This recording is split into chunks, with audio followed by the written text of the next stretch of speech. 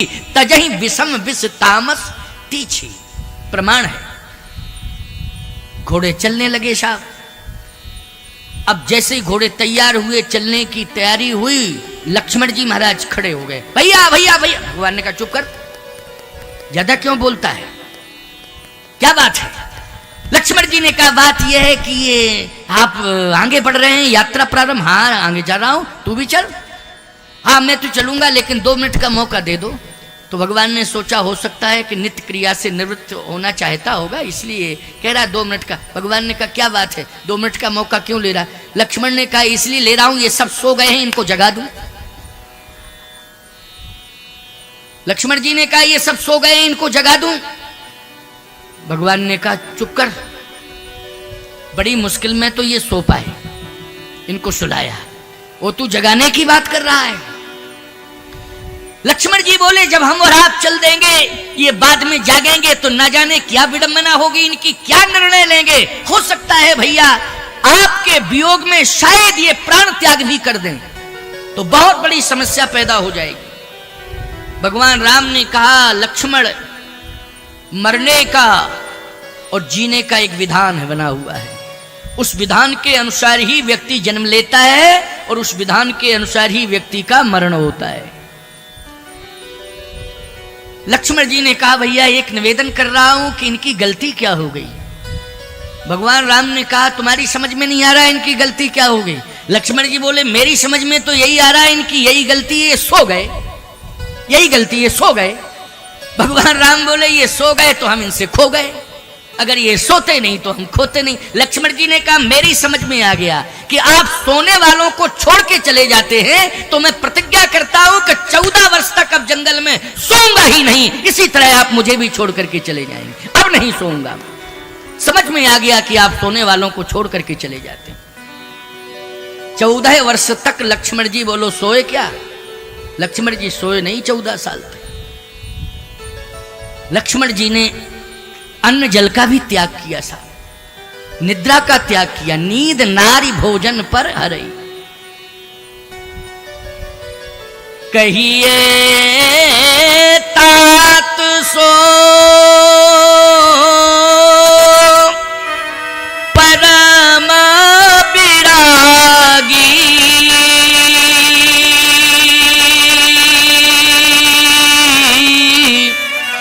उत्तृण समसिद्ध 3 गुण त्यागी। नींद नारी भोजन पर हरई। नींद नारी भोजन। कोई भी वैरागी हो, कोई भी त्यागी हो, चाहे जितना बड़ा महात्मा हो, प्यारे वो स्त्री का त्याग कर सकता है, भोजन का भी त्याग कर सकता है, लेकिन नींद का त्याग नहीं कर सकता है। बोलो भाई नींद का त्याग। अरे 2 दिन 4 दिन 10 दिन 15 दिन महीना भर तक नींद का त्याग करेगा, हमेशा हमेशा के लिए नींद का त्याग कर दे, ऐसा हो ही नहीं सकता है। लक्ष्मण जी ने 14 वर्ष तक निद्रा नहीं ली, इसलिए उनको विरागी नहीं कहा गया है, परम विरागी। कहिए तात सो परम विरागी। तृण समसिद्ध 3 गुण त्यागी। लक्ष्मण क्या है, बोले परम विरागी, परम विरागी। आज लक्ष्मण जी महाराज प्रतिज्ञा कर चुके हैं। रथ में प्रभु राम किशोरी जी लक्ष्मण जी बैठ गए, सुमंत जी महाराज रथ को चला रहे हैं। खोज मार रथ हाको ताता। सारथी नहीं है कोई, सारथी सुमंत जी ही बने हैं। प्रधानमंत्री स्वयं सारथी बना हुआ है। श्री राम जी का रथ प्रधानमंत्री जी चला रहे हैं, राजाज्ञा है, महाराज दशरथ ने आज्ञा दी है। प्रधानमंत्री सारथी की जरूरत नहीं है, तुम सारथी बनो, इसलिए रथ को ले जाओ। प्रधानमंत्री जी को अभिमान हो गया, सुमंत जी को क्या अभिमान हुआ कि अपने पिता से भी ज्यादा प्रेम प्रभु मुझसे करते हैं, प्रजा से भी ज्यादा प्रेम प्रधानमंत्री से करते हैं, राष्ट्रपति से भी ज्यादा प्रेम प्रधानमंत्री से करते हैं। इसलिए अयोध्या के सम्राट का त्याग कर दिया, अयोध्या की प्रजा का त्याग कर दिया, लेकिन अयोध्या के प्रधानमंत्री का त्याग नहीं किया। इसलिए मुझे जगाया भी है और मुझे साथ भी ले जा रहे हैं। यह अभिमान किसको हुआ, प्रधानमंत्री सुमंत को। गुमान गोविंद ही भावत नहीं। भगवान को अभिमान नहीं है पसंद, याद रखना, चाहे कोई भी हो, भगवान को अभिमान पसंद नहीं। अभिमान कभी करना ही नहीं चाहिए। अभिमान सबसे खतरनाक राक्षस है। आज अभिमान आ गया सुमंत जी को कि सम्राट का त्याग किया, प्रजा का त्याग किया, यहां तक कि गुरुदेव भी साथ नहीं आए, गुरु को छोड़ करके चल दिए प्रभु राम, लेकिन प्रधानमंत्री को नहीं छोड़ा है। तमसा नदी के तट पर सारे लोग सोते रह गए, मुझे जगाया गया है, मुझे साथ ले जा रहे हैं, इसका मतलब है कि मुझसे अधिक प्रेम करते हैं।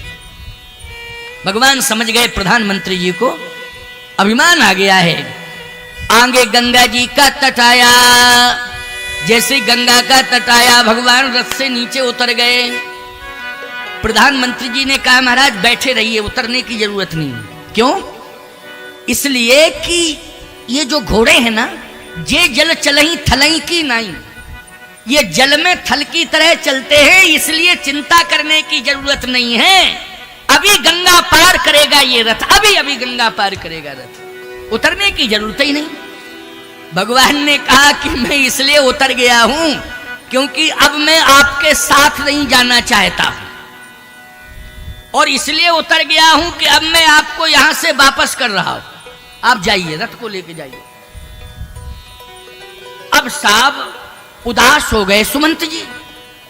सुमंत जी ने कहा अरे हो क्या गया ऐसा, क्या मेरे रथ के संचालन में कोई कमी आ गई?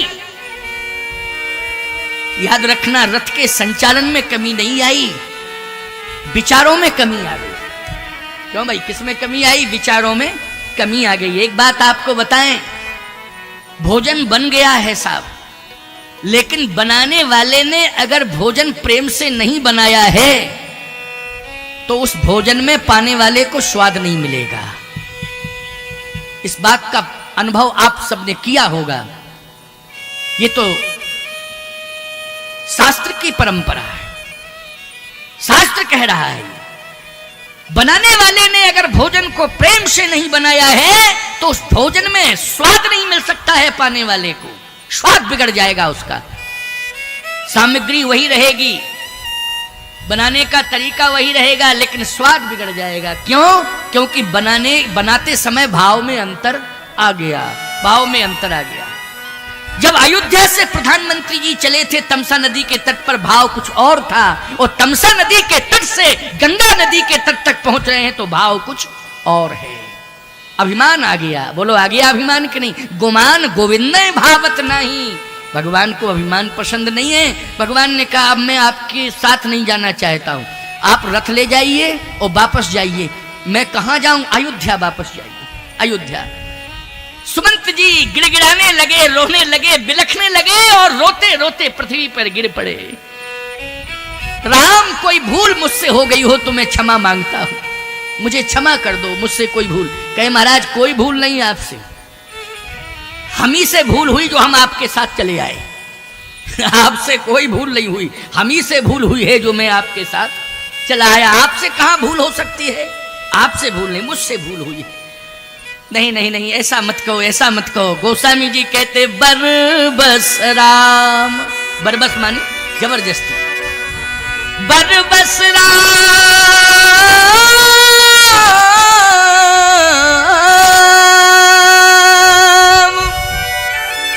सुमंत पठाए,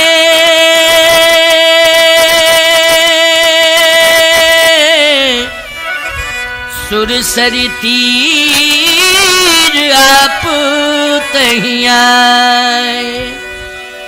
बरबस राम सुमंत पठाए, सुरसर तीर आप तहीं आए। बरबस मानी जबरदस्ती, बरबस जबरदस्ती भेजा, नहीं जाइए जाइए जाइए। जाना नहीं चाहते प्रधानमंत्री जी, लेकिन बार बार जबरदस्ती भेज रहे, जाइए जाइए जाइए। घोड़े नहीं वापस जाना चाहते अयोध्या, पशु। ये घोड़े जो है अयोध्या की ओर देखना ही पसंद नहीं कर रहे। सुमंत जी को विवश कर रहे हैं भगवान, लेकिन पशुओं को कैसे विवश करेंगे बोलो?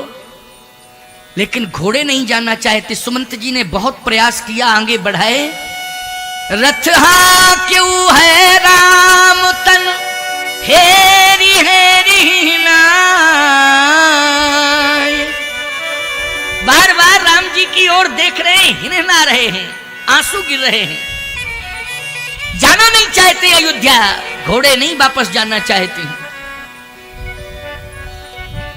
जासु वियोग बिकल पशु ऐसे, जासु वियोग बिकल पशु ऐसे, जासु वियोग बिकल पशु ऐसे, जासु वियोग बिकल पशु ऐसे, प्रजा मातु पितु जीहई कैसे, प्रजा मातु पितु जीवन कैसे, प्रजा मातु पितु जीहई कैसे, प्रजा मातु पितु जीवन कैसे, जासु वियोग बिकल पशु ऐसे, प्रजा मातु पितु जीहई कैसे।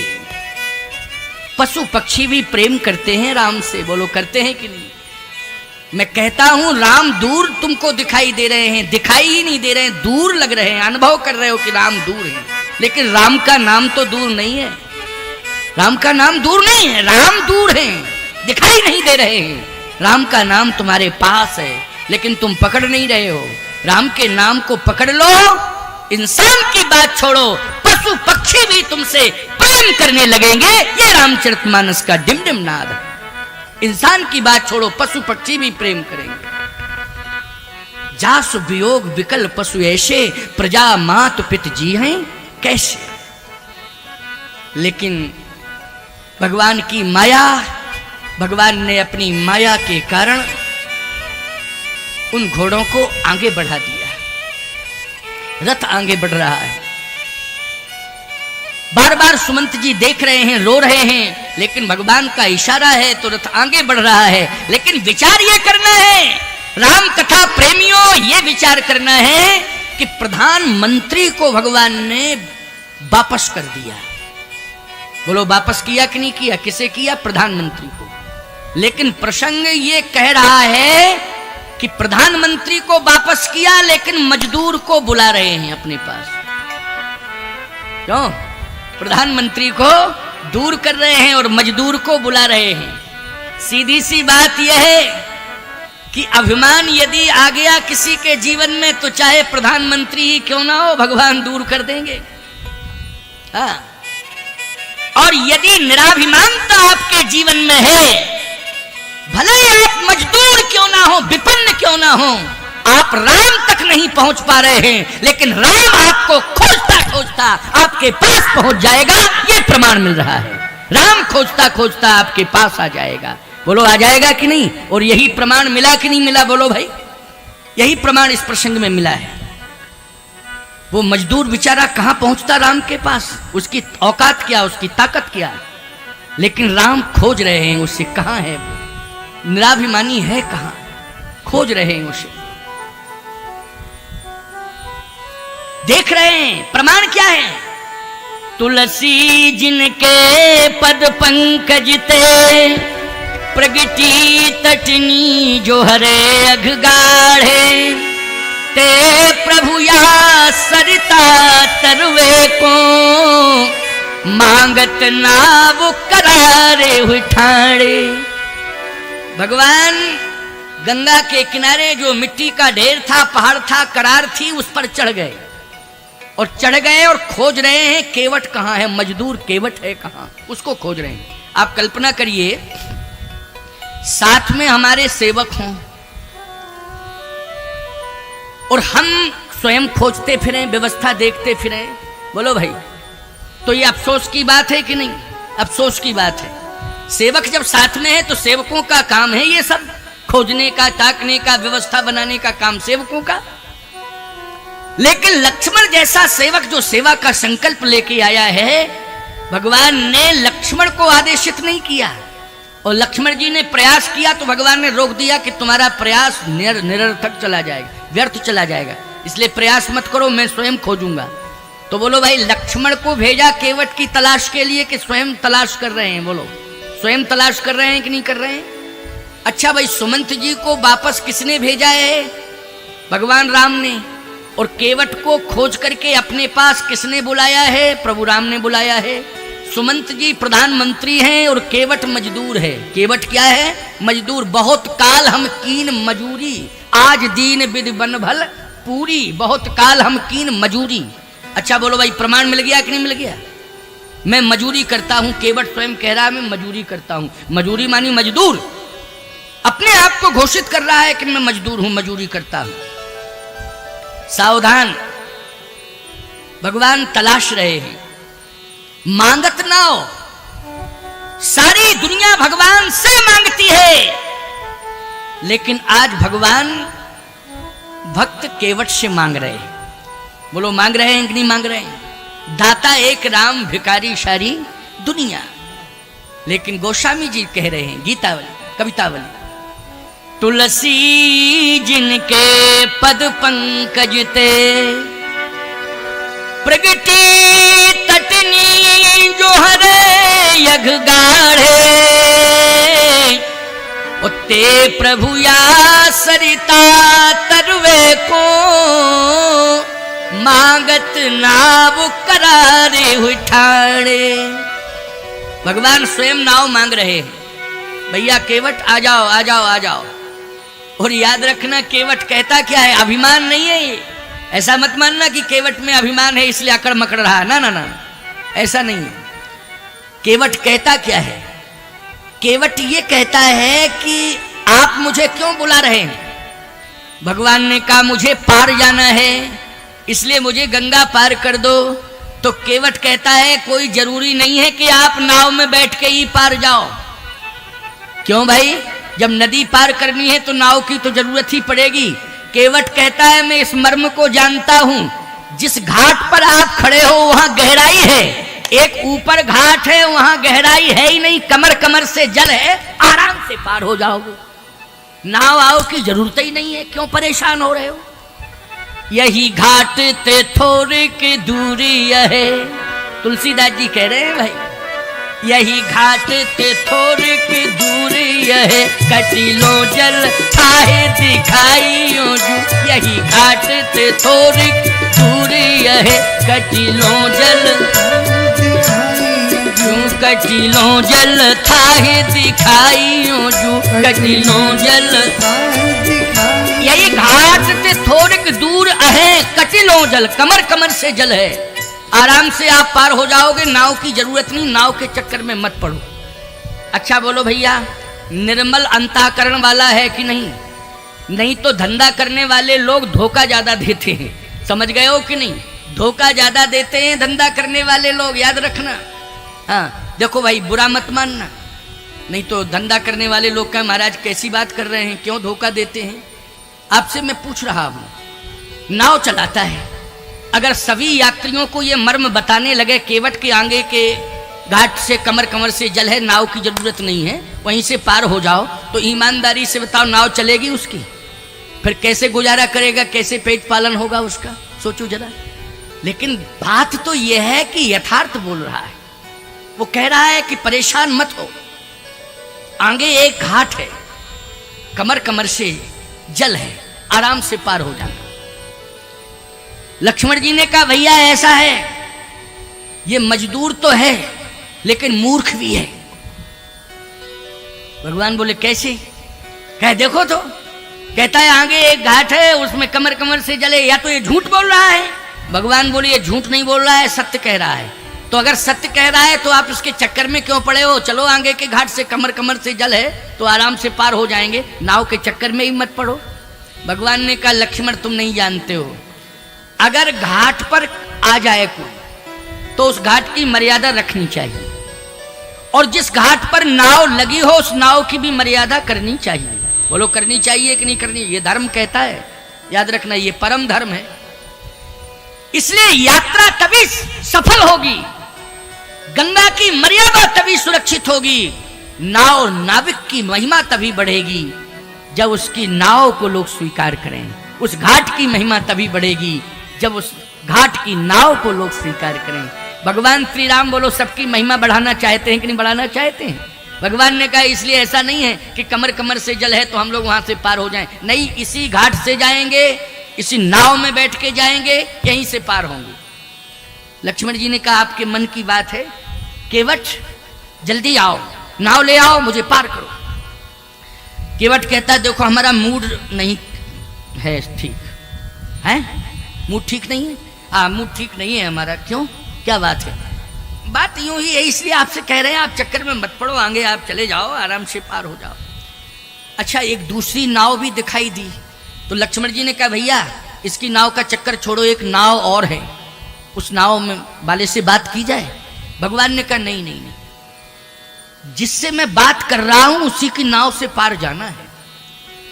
नाव तो बहुत है, नाविक भी बहुत है, लेकिन संबंध जिससे है उससे बात होगी। समझ गए हो कि नहीं? संसार में लोग बहुत हैं, लेकिन जिनसे भगवान का संबंध है, वो भगवान जिनसे अपना संबंध बना चुके हैं, उन्हीं से बात होगी। बोलो होगी कि नहीं होगी? इसलिए मैं कहता हूं मानिए सवई राम के नाते, तुम लोग भगवान से जुड़ जाओ, भगवान से अपना संबंध बना लो, भगवान तुम्हें खोजता फिरेगा।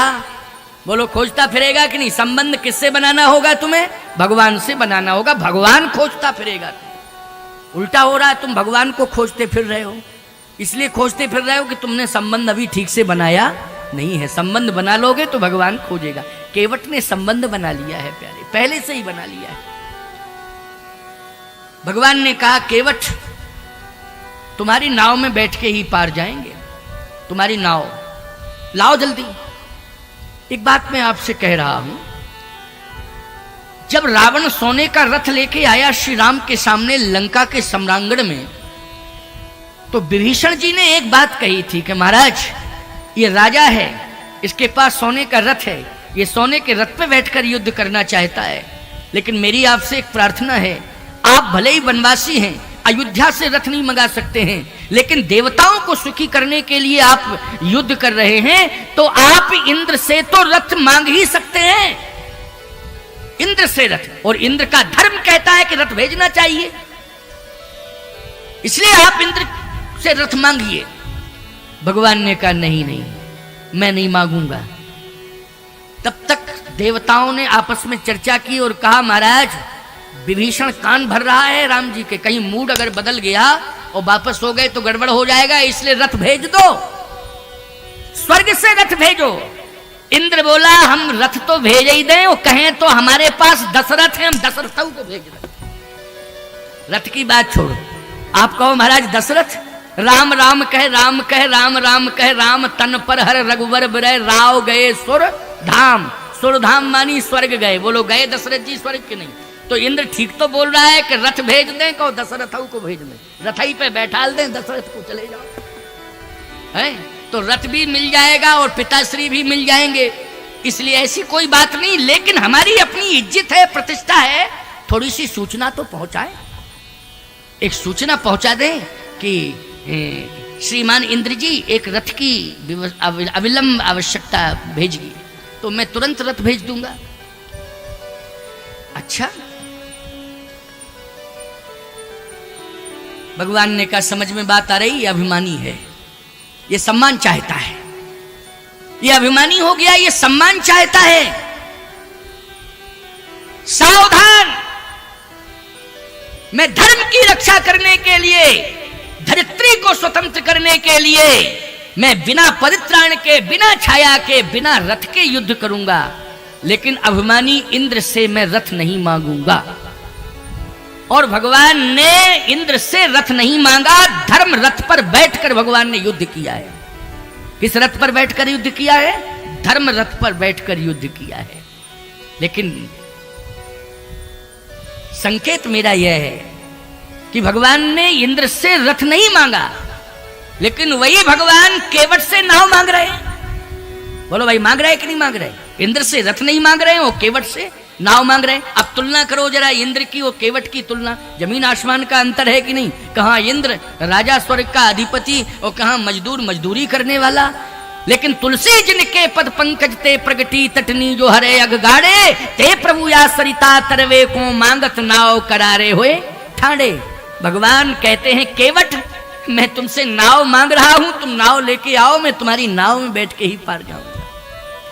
तो केवट कहता है ज्यादा पीछे पड़ गए हो तो हमारी शर्त है उसको पूरा करो। भगवान राम ने कहा क्या शर्त है? कहा ये बताओ पहले वचन दो पूरा करोगे कि नहीं करोगे? भगवान राम ने कहा मैं पूरा करूंगा शर्त को, लेकिन पहले बता तो दे शर्त है क्या। लक्ष्मण जी बोले ज्यादा क्यों पीछे पड़े हो आप, हम समझ रहे हैं शर्त यही है।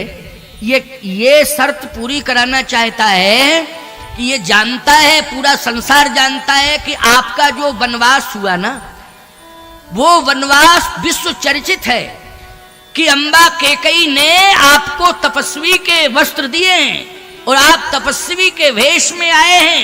इन वस्त्रों में ना कोई जेब है, ना नोट रखने का इंतजाम है, ना आपके पास रुपया पैसा है। इसको ये मालूम चल गया है कि इनके पास लेने देने के लिए कुछ नहीं है, फ्री फंड की यात्रा होगी, तो फायदा क्या है। इस मर्म को ये जानता है, इसलिए शर्त कराना चाहता है कि यदि आपके पास लेने देने के लिए कुछ हो तब तो हम आए, नहीं फायदा क्या है। भगवान ने कहा वैसे तो ऐसा नहीं होना चाहिए, लेकिन फिर भी पूछे लेता हूं। भगवान ने कहा केवट तुम्हें यही संदेह हो रहा है कि मेरे पास लेने देने के लिए कुछ नहीं है, यही संदेह है कि मेरे पास लेने देने के लिए कुछ नहीं है, इसलिए तुम पार नहीं करना चाहते हो मुझे। सावधान, ध्यान से सुनना, बहुत महत्वपूर्ण बात बता रहा हूं, इसमें भाव बहुत छिपे हुए हैं साहब। केवट की आंखों में आंसू आ गए। कहा सरकार आपके पास जो देने के लिए है संसार में किसी के पास नहीं। अरे तो क्या है, मेरे पास जो होगा मैं दे दूंगा। हाँ आपके पास है, मुझे रुपया पैसा नहीं चाहिए, फिर मुझे तो अपना कल्याण चाहिए। कल्याण? केवट कहता है रुपया पैसा से कल्याण नहीं होगा, इससे तो पेट भरता है। क्यों भाई? रुपया पैसा होगा, धन संपत्ति जायदाद होगी, इससे आपके उदर की पूर्ति होगी, भरण पोषण आपका होगा। लेकिन केवट ने कहा इस नाव से मैंने हजारों को पार किया है, जो उतराई मिली है उससे भरण पोषण का इंतजाम हुआ है, लेकिन आपको मैं पार करूंगा तो मेरे मरण का इंतजाम होना चाहिए कि मेरा मरण हो, लेकिन साथ में मेरा तरण भी होना चाहिए। क्या होना चाहिए? तरण होना चाहिए। तो तरण कैसे होगा? तो केवट कहता है तरण का इंतजाम यही है। क्या? पद कमल धोई चढ़ाए ना, नाथ उतराई चहूं। पद कमल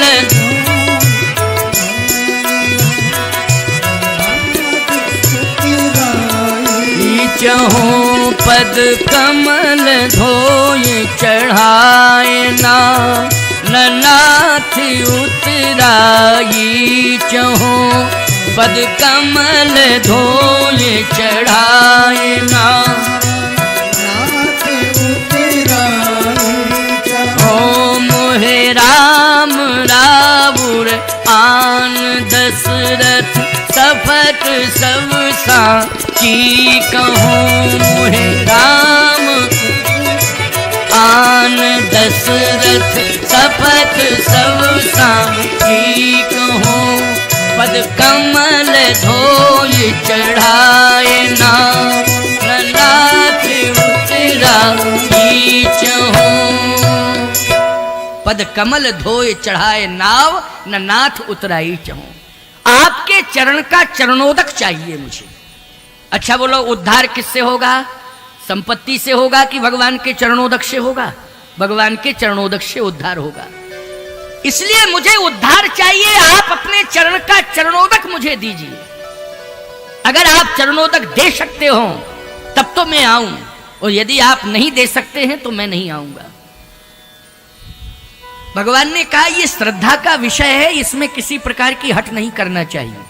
क्यों भाई? चरणोदक लेना है तो यह श्रद्धा का विषय है कि नहीं? श्रद्धा पर डिपेंड करता है, ये करता है कि नहीं करता है? अगर तुम्हारे मन में भाव है, श्रद्धा है, तो चरणोदक ले लो। केवट कहता है एक बार फिर कहो। भगवान ने कहा यदि तुम्हारे मन में श्रद्धा है तो चरणोदक ले लो, लेकिन देर मत करना, मुझे जल्दी पार होना है। इसलिए बेगयान जल, बेग मानी जल्दी, बेगयान जल पाए पखारू और होत विलंब उतारहूं पारू। देग मानी जल्दी, जल्दी क्या लाओ? जल। जल मानी गंगा जल, जल्दी गंगा जल लाओ, हमारे पैर पखारो, चरणोदक लो, पार करो। जैसे ही केवट ने ये शब्द सुना कि जल्दी जल ले आओ, तो केवट गंगा जी की तरफ नहीं गया, गांव की तरफ गया। देखो साहब, जल कहां मिलता? गंगा जी में मिलता कि गांव में मिलता? ये बताओ। जल तो गंगा जी में मिलता, लेकिन गांव की तरफ भागा।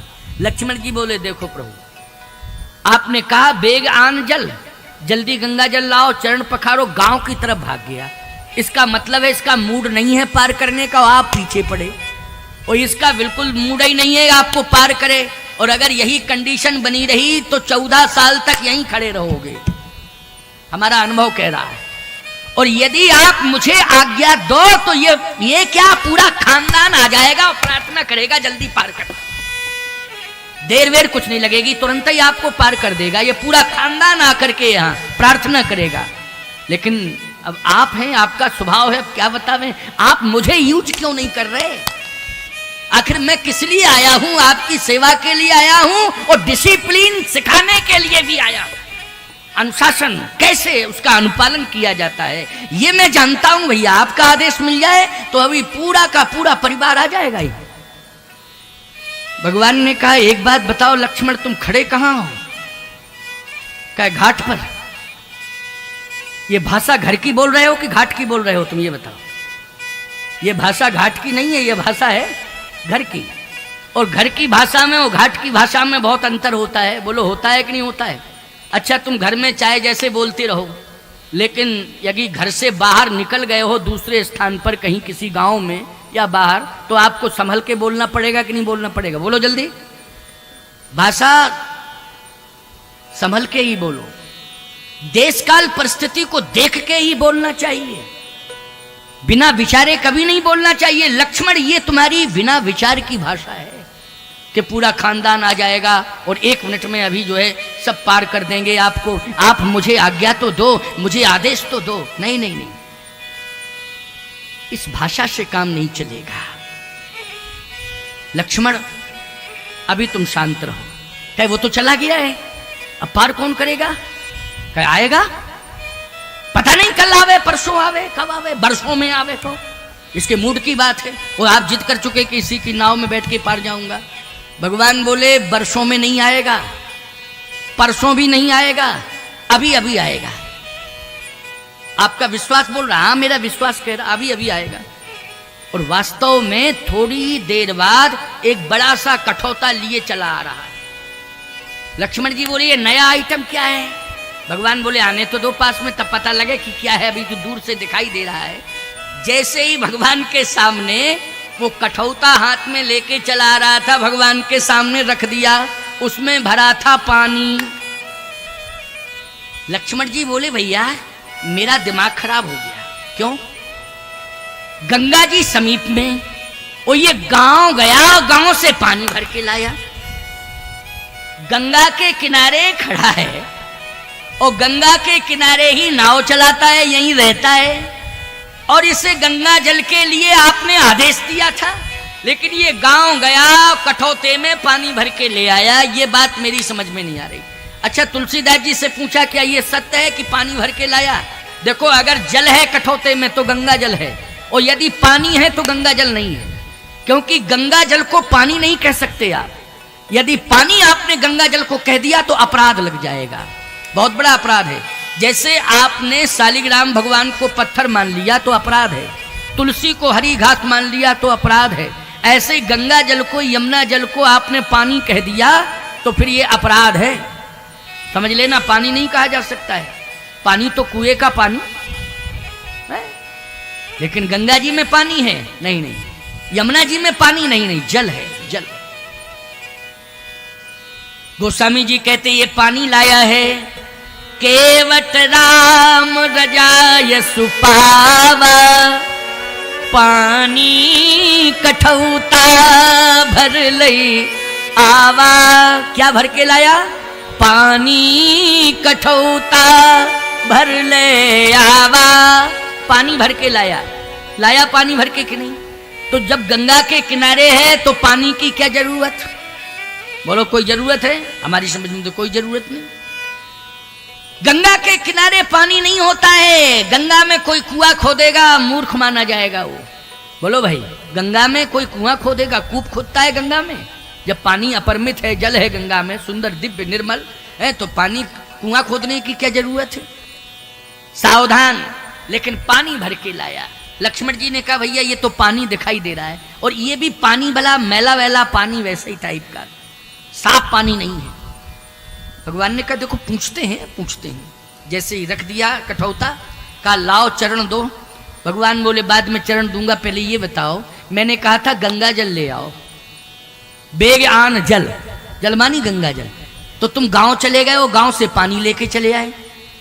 तो गंगा जल से तुमने चरण क्यों नहीं पखारने की सोची? तुम पानी क्यों लाए हो? पानी से क्यों पखार रहे हो? केवट बोला प्रभु जानबूझ करके। ऐसा क्यों? केवट ने कहा इसलिए कि मैंने ऐसा सुना है कि गंगा जी आपके चरण से निकली।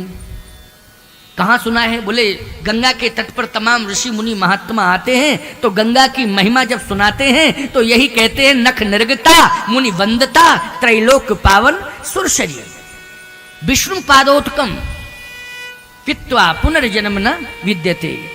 विष्णु का चरणोदक, चरण का चरणोदक। अच्छा, हाँ सत्य है। तो जब गंगा आपके चरण से निकली, और चरण से कब निकली है, कौन सी विधि से निकली? हाँ कौन सी विधि से? बोले जब ब्रह्मा जी ने ब्रह्मधाम में आपका चरण गया और ब्रह्मधाम पहुंचा तो ब्रह्मा जी ने आपका चरण धोया था।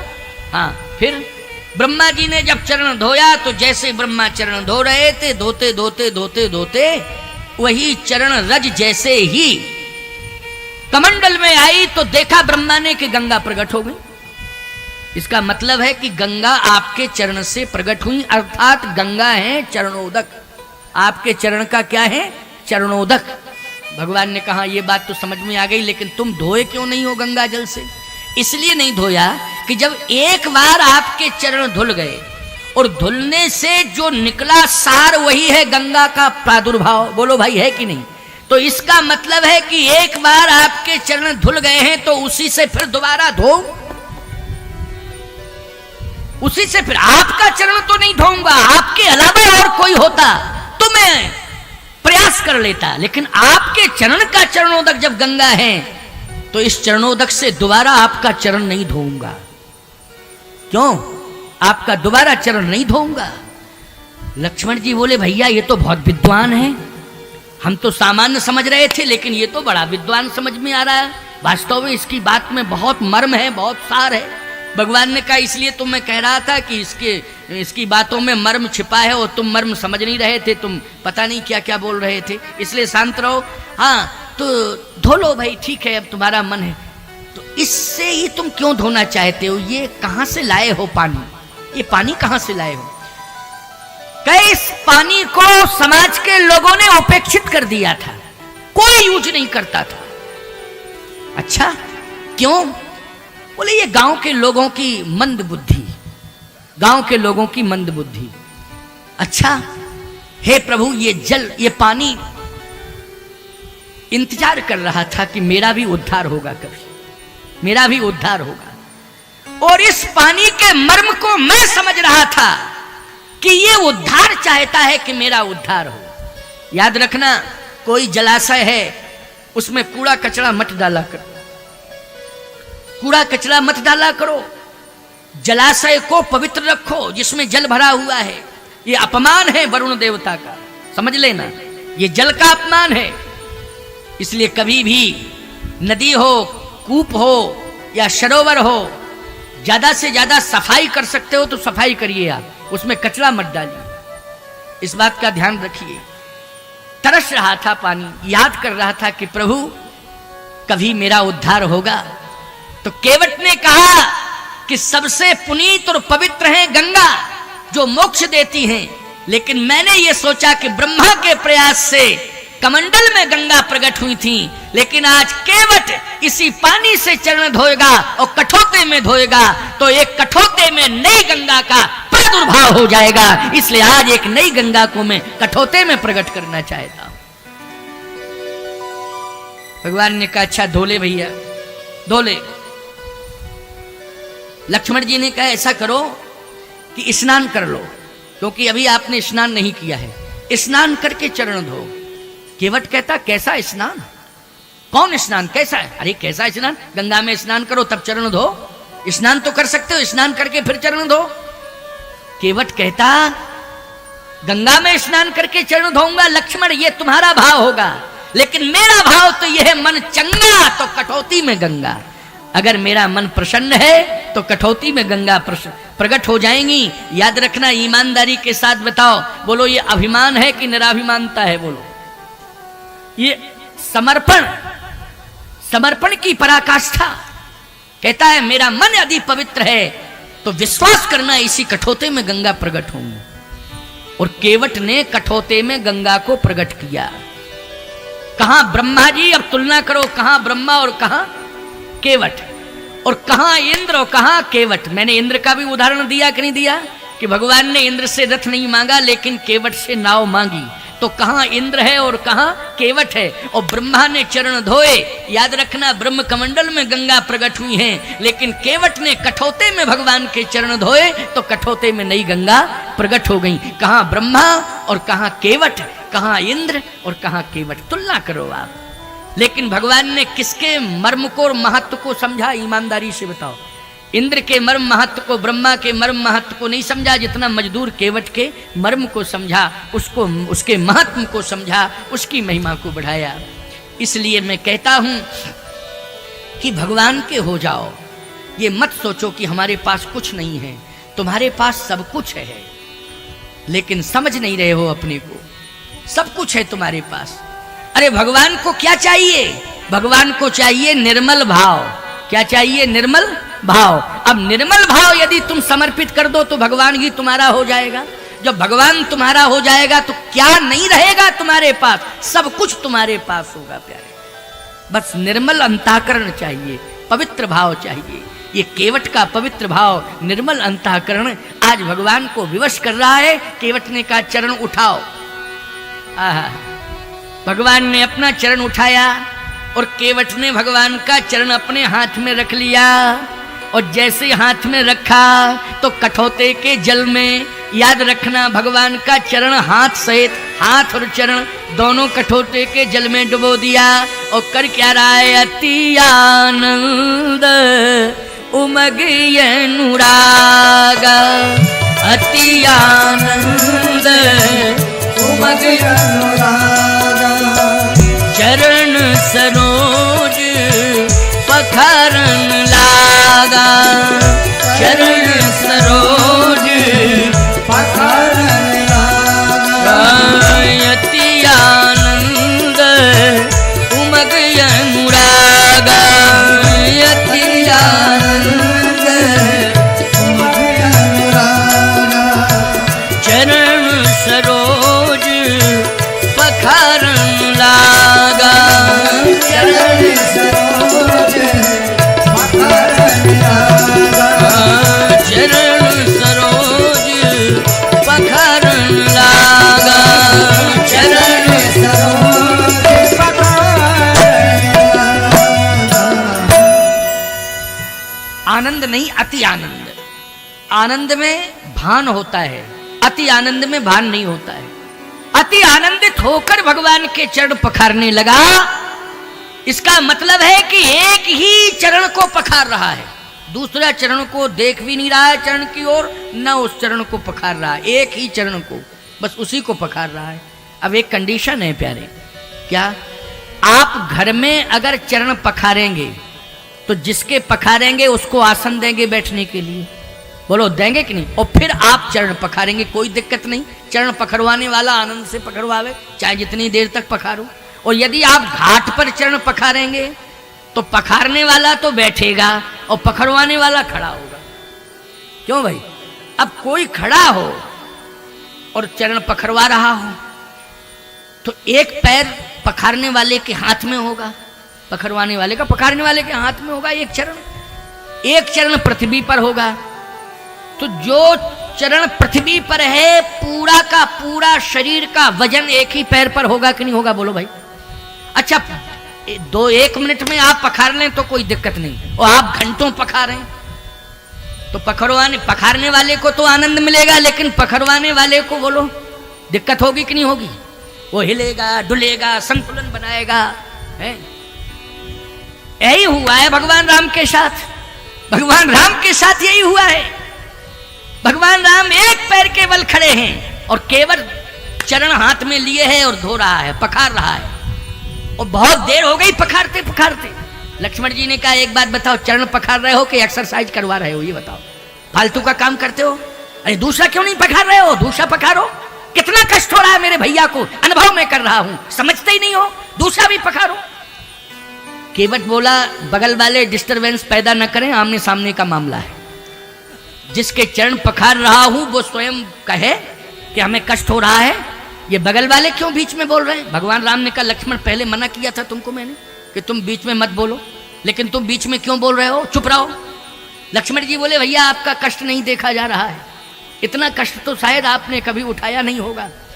केवट बोला सुनो छोटे ठाकुर लक्ष्मण कुमार, महाराज मनु और शत्रुपा से पूछो कितने हजार वर्ष तक एक पैर के बल खड़े रहे, पूछो पूछो। लक्ष्मण जी बोले भैया सही बात है। भगवान बोले चुप कर, है तो सही बात,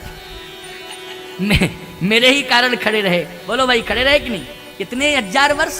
33,000 वर्ष एक पैर के बल ठाड़े रहे, एक पद दो, एक पैर के बल इंतजार करते रहे भगवान का। केवट ने कहा याद है आपने एक पैर के बल खड़ा किया हजारों वर्षों तक, तब आप आए थे, इसलिए आपको मैं याद दिला रहा हूं कि एक पैर के बल खड़े होने में कैसा लगता है, अनुभव करो।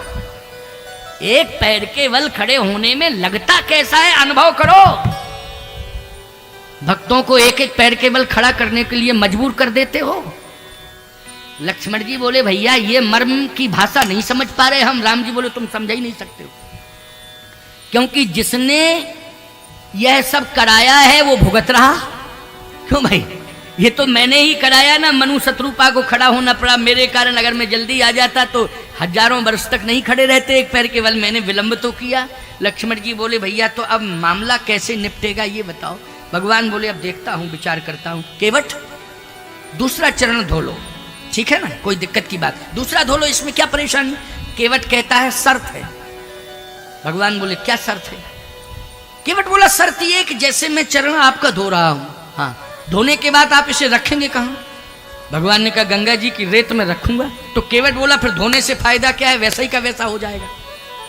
भगवान बोले वो तो कभी ना कभी रखना ही पड़ेगा, तेरे ही हाथ में रहेगा क्या मेरा चरण? यही भाव है कि तेरे ही हाथ में हमेशा चरण बना रहे, धरती पर नहीं रखूंगा।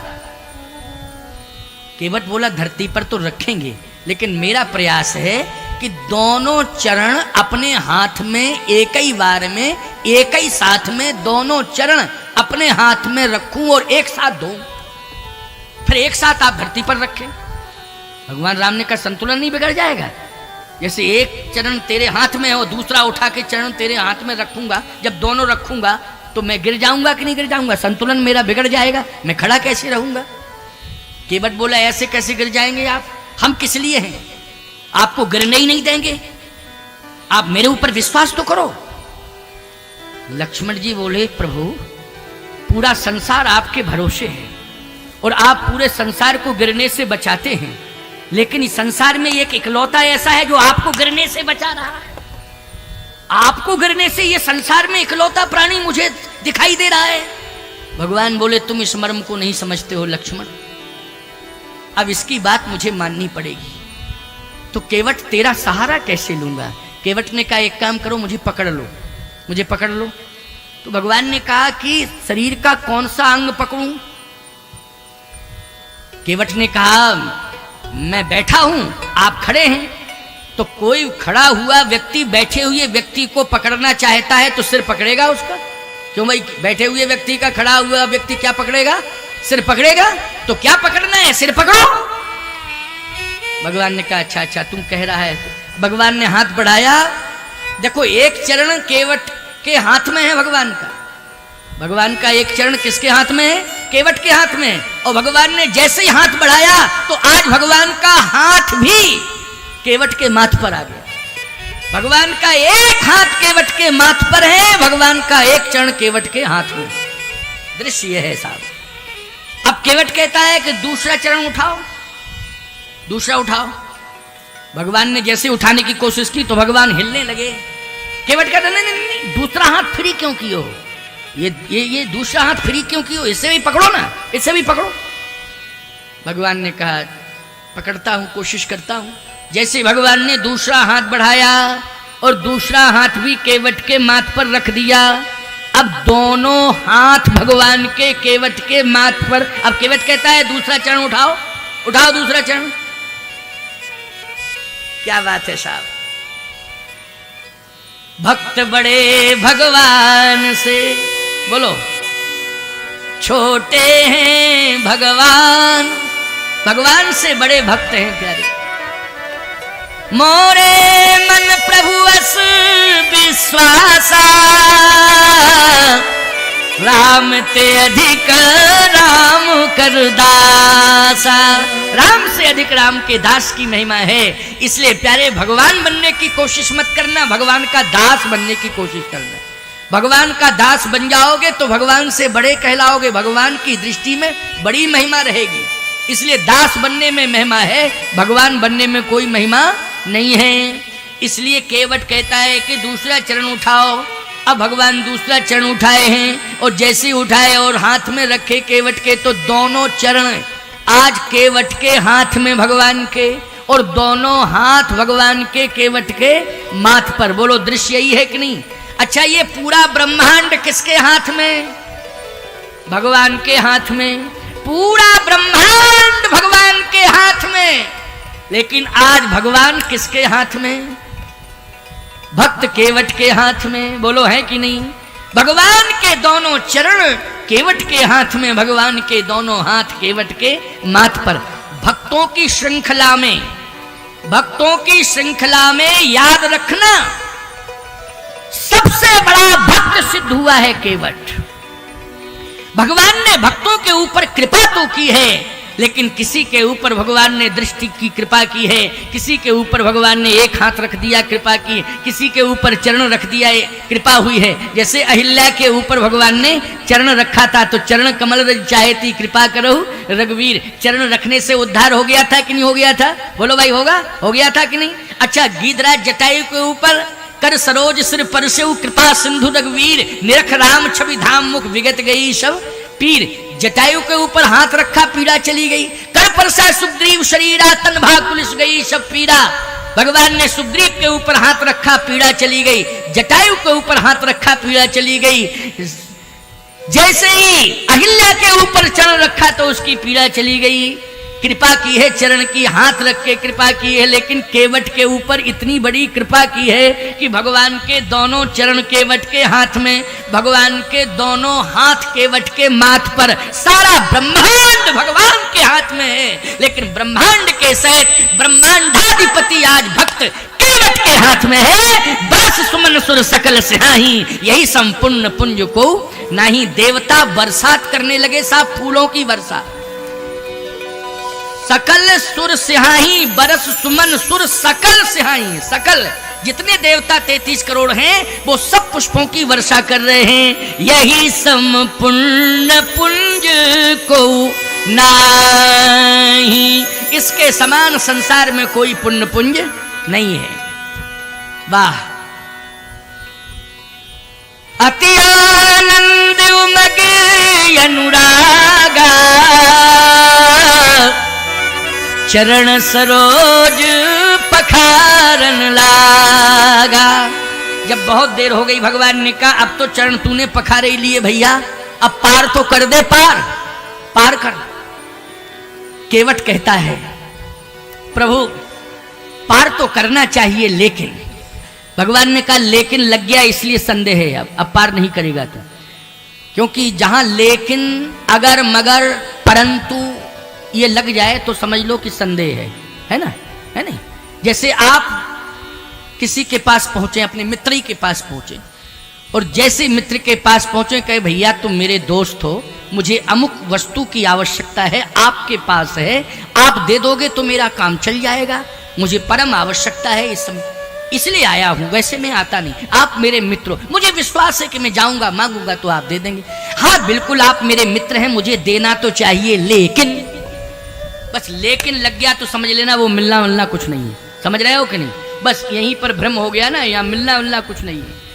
लेकिन अगर मगर तगर परंतु जहां लग जाता है वहां पर संदेह हो जाता है। जैसे केवट ने कहा पार तो करना चाहिए, लेकिन भगवान ने कहा लेकिन क्यों लगा दिया, क्या चाहते हो? अब तो चरण धो लिया तुमने, अब पार करने में क्या दिक्कत है, पार करो जल्दी, विलंब हो रहा है। केवट बोला बात यह है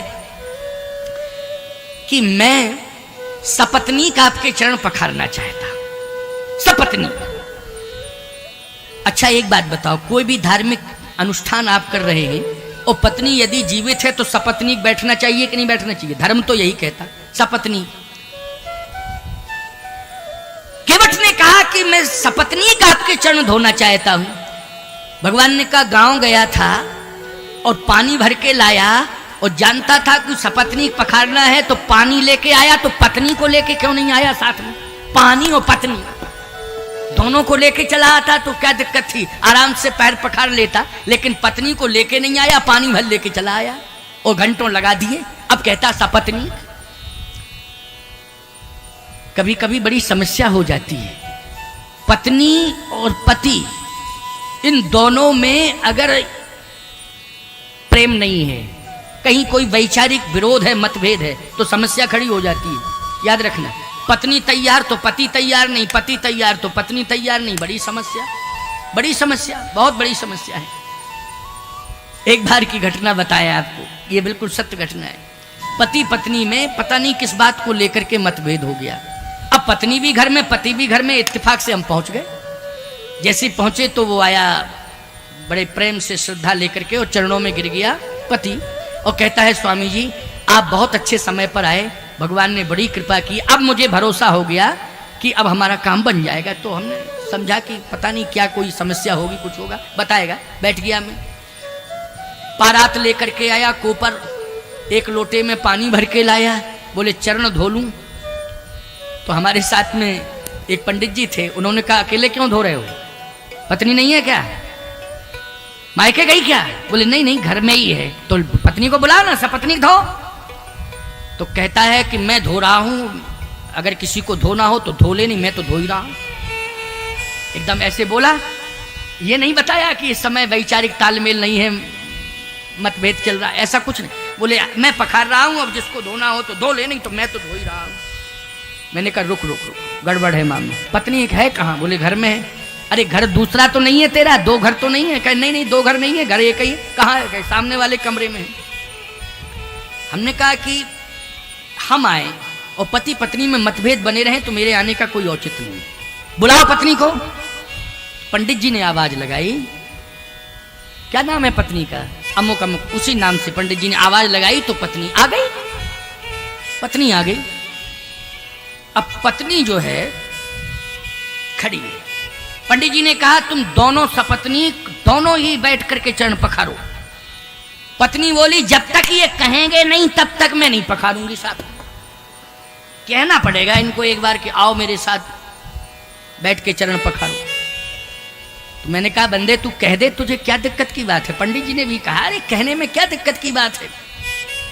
तो याद रखना, वो पत्नी इधर खड़ी थी, वो इधर मुंह करके कहता है देखो मैं तो चरण पखार रहा हूं, अगर किसी को मेरे साथ पखारना हो तो पखार ले, कोई मना ही नहीं। अब पंडित जी ने कहा डायरेक्ट नहीं इनडायरेक्ट कहा है, अब तू बैठ जा, कम से कम इनडायरेक्ट तो कहा है। तो पत्नी कहती है कि भले ही इनडायरेक्ट कहा हो, लेकिन इस बात का मुझे विश्वास हो गया कि महात्मा ना आए होते तो मैं किसी की बात नहीं मानती, मैं तो महात्मा की मान रही हूं, इसलिए साथ में बैठकर चरण पखार। महात्मा ना कहते तो मैं किसी की नहीं मानती। हमने कहा चलो कम से कम महात्माओं की महिमा तो आज घर में सुरक्षित है, क्यों भाई बोलो, है कि नहीं? किसकी महिमा? महात्माओं की। इसलिए महात्माओं को घर में बुलाया जाता है कि चरण पड़ जाएं तो जितने भी अमंगल ग्रह होंगे वो सारे के सारे अमंगल ग्रह जो है पलायन कर जाएंगे, घर छोड़ के भाग जाएंगे। ये अमंगल ग्रह ही कराते हैं, चाहे तो पिता पुत्र में मतभेद हो जाए, चाहे पति पत्नी में मतभेद हो जाए प्यारे, चाहे परिवारी जनों में मतभेद पैदा हो जाए, अमंगल ग्रह कराते हैं। और अमंगल ग्रह दूर कब होते हैं? बोले सेवक सदन स्वामी आगमनु, मंगल मूल अमंगल दमनु। महात्माओं के चरण पड़ जाते हैं घर में तो अमंगल विदा हो जाते, अमंगल सदा सदा के लिए चले जाते, मंगल ही मंगल का वास होता है। तो केवट ने कहा सरकार आप आए और सपत्नीक मैंने चरण नहीं पखार पाया तो ये मेरा दुर्भाग्य होगा, इसलिए सपत्नीक मैं चरण पखारूंगा, आप अनुमति दे दो। भगवान ने कहा कोई बात नहीं, थोड़ा विलंब ही तो होगा, जाओ पत्नी को ले आओ। लेकिन पहले क्यों नहीं ले आए थे? इसलिए नहीं ले आया था, मतभेद कुछ नहीं है। तो मतभेद नहीं था तो कहना तो चाहिए था। कहा मैंने कहा तो था, लेकिन थोड़ा सा तैयारी करने में देर हो गई, वो तैयार होने लगी, क्योंकि तैयारी ये करती हैं तो थोड़ा विलंब हो जाता है। कितने बार तुम्हारी ट्रेन चूक गई? बोलो चूक गई, ट्रेन चूक गई, टिकट गड़बड़ हो गया, क्योंकि अच्छा तुम थोड़ा ज्यादा कहोगे, टोकोगे, जल्दी करो तो एकदम कह देंगे जल्दी हो तो चले जाओ, ज्यादा जल्दी है तो जाओ। तो तुम कहते हो नहीं कोई बात नहीं, तुम्हें साथ लेके जाएंगे, अकेले नहीं जाएंगे, चलो तैयार हो जाओ, लेकिन थोड़ा सा जल्दी कर लो, समझा देते हो। केवट कहता है मैंने कहा तो था कि भगवान आए हैं, चल मेरे साथ। तो कहती है मैं अभी आती हूँ, तैयार हो लूँ ना, हो सकता है स्नान करने लगी हो।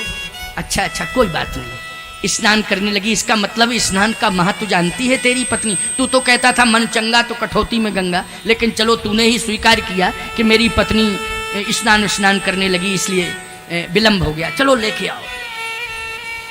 गया, पत्नी से कहता है केवटानी से देर क्यों कर रही है, भगवान खड़े हैं, चल भगवान के चरण पखार ले। क्या कहती है केवटानी? मैं तो तैयार ही थी, लेकिन आप उतावले थे, आप चले गए और मैं घर में ही रह गई, तो तू चली आती पीछे पीछे। नहीं, घर में बच्चे भी तो हैं, माँ बाप भगवान के चरणों से जुड़ जाएं और संतान ना जुड़े तो ये भी तो दुर्भाग्य है माँ बाप का। क्या बात है साहब, बोलो कितनी बड़ी सोच है, समझ में बात आ रही कि नहीं आ रही? वो पत्नी कह रही है कि हम दोनों पति पत्नी जुड़ जाते भगवान के चरण से, लेकिन बच्चों को ना जोड़ पाते तो ये दुर्भाग्य माना जाता कि नहीं माना जाता?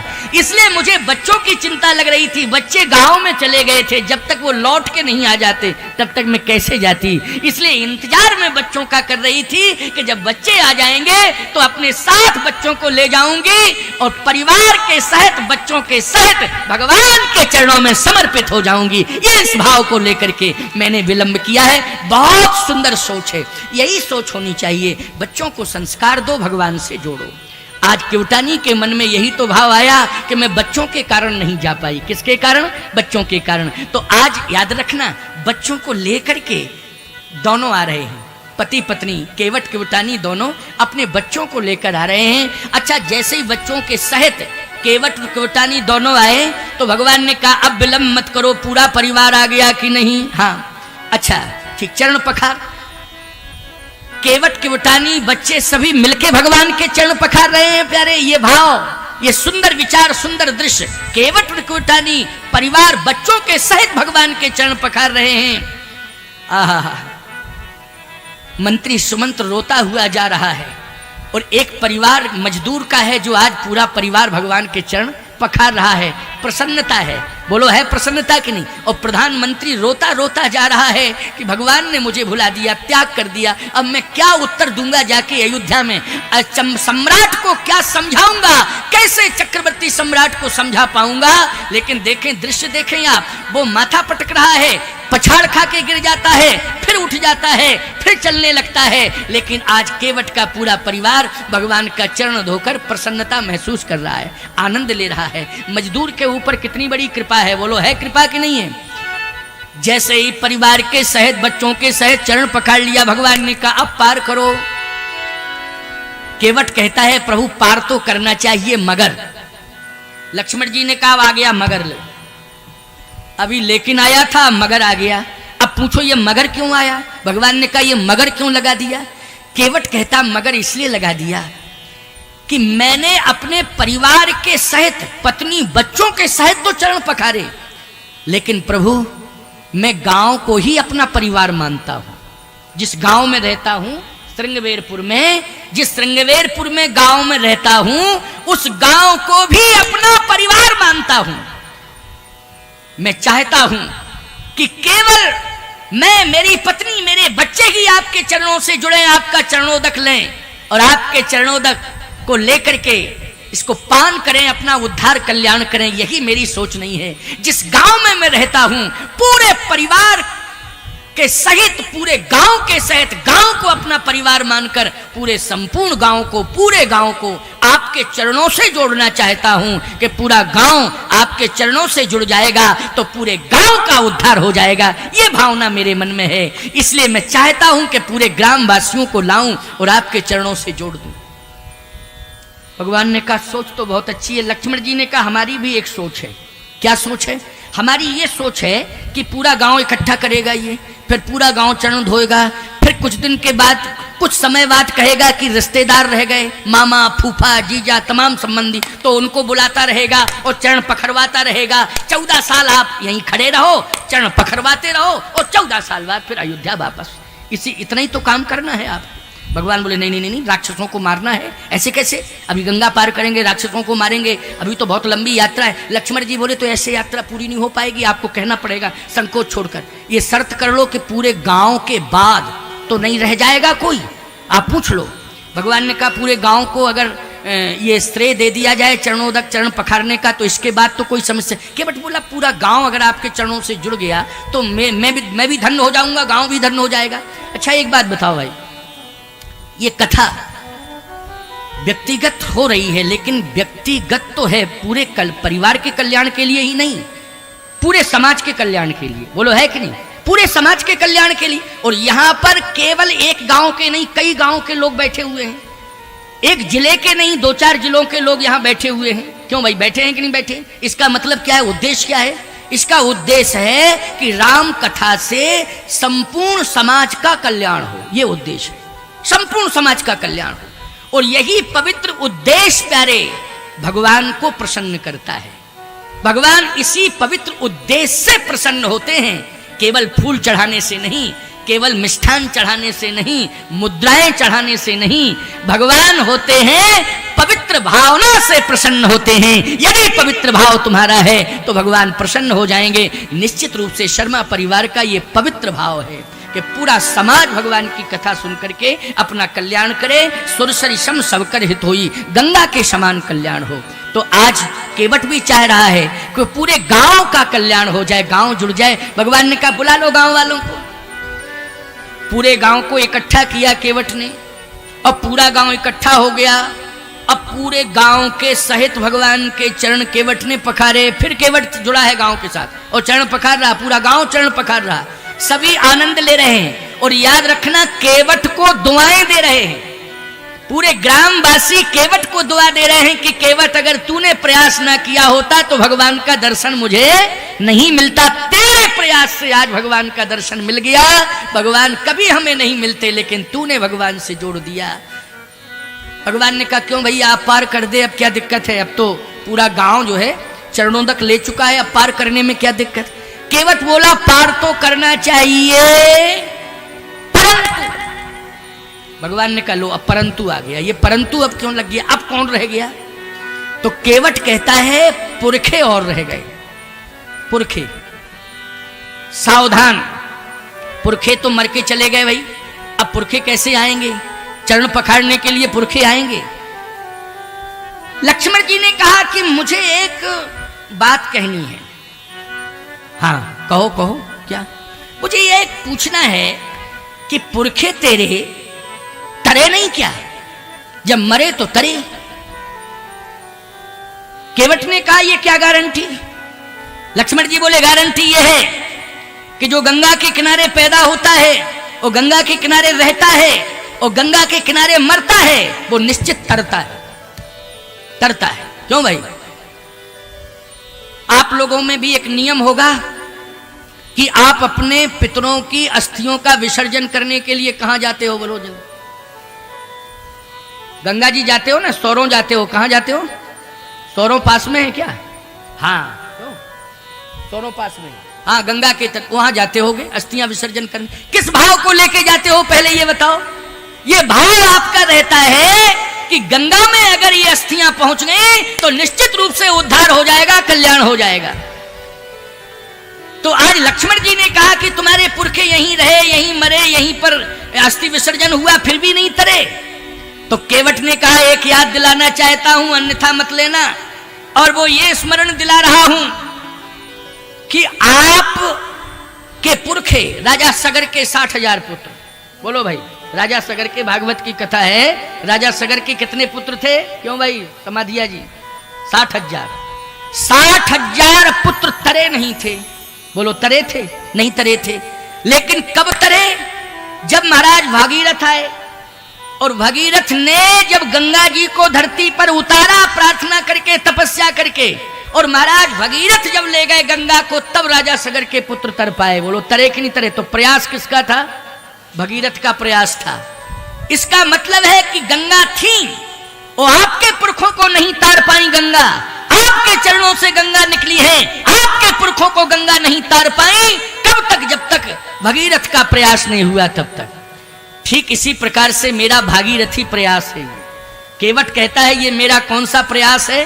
भागीरथी प्रयास है। इसलिए मैं प्रयास कर रहा हूं पुरखे भी तर जावें। अरे तरेंगे कैसे? क्या उतर के आएंगे? कहे नहीं सरकार, उतर के नहीं आएंगे, हम पुरखों के नाम पर चरण पखारेंगे, और जो चरणोदक आएगा उससे मैं क्या करूंगा? तर्पण। इस चरणोदक से मैं पुरखों के नाम पर चरण पखारूंगा, उसी से मैं तर्पण करूंगा। और ये तर्पण वाला जल जब पुरखों तक पहुंच जाएगा तो निश्चित है कि आपके चरण का चरणोदक पुरखे जब ग्रहण कर लेंगे, उनका उद्धार अवश्य हो जाएगा, इसमें संदेह नहीं है। ये मेरा प्रयास है और मेरा प्रयास सफल होगा। भगवान ने कहा तेरा विश्वास है इसलिए तेरा प्रयास सफल होगा। पुरखों के नाम पर चरण धोए उसने, याद रखना। पद पखार जल पानी कर आप सहित परिवार, पितर पारी करी प्रवहि पुनि मुदित गयऊ लय पार।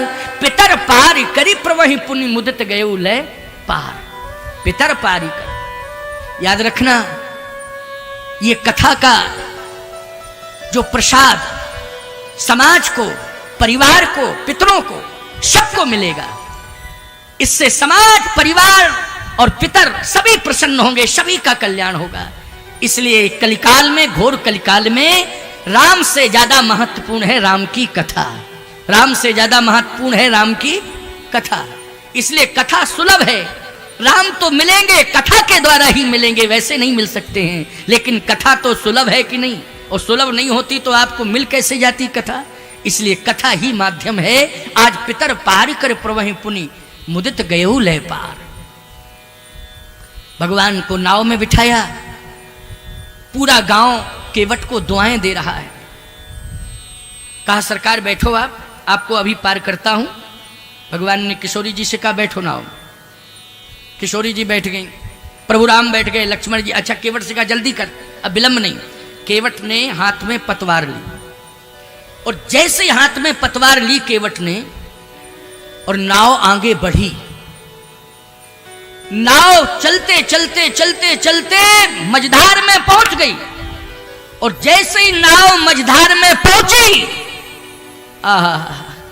उसी समय केवट ने पतवार छोड़ दी।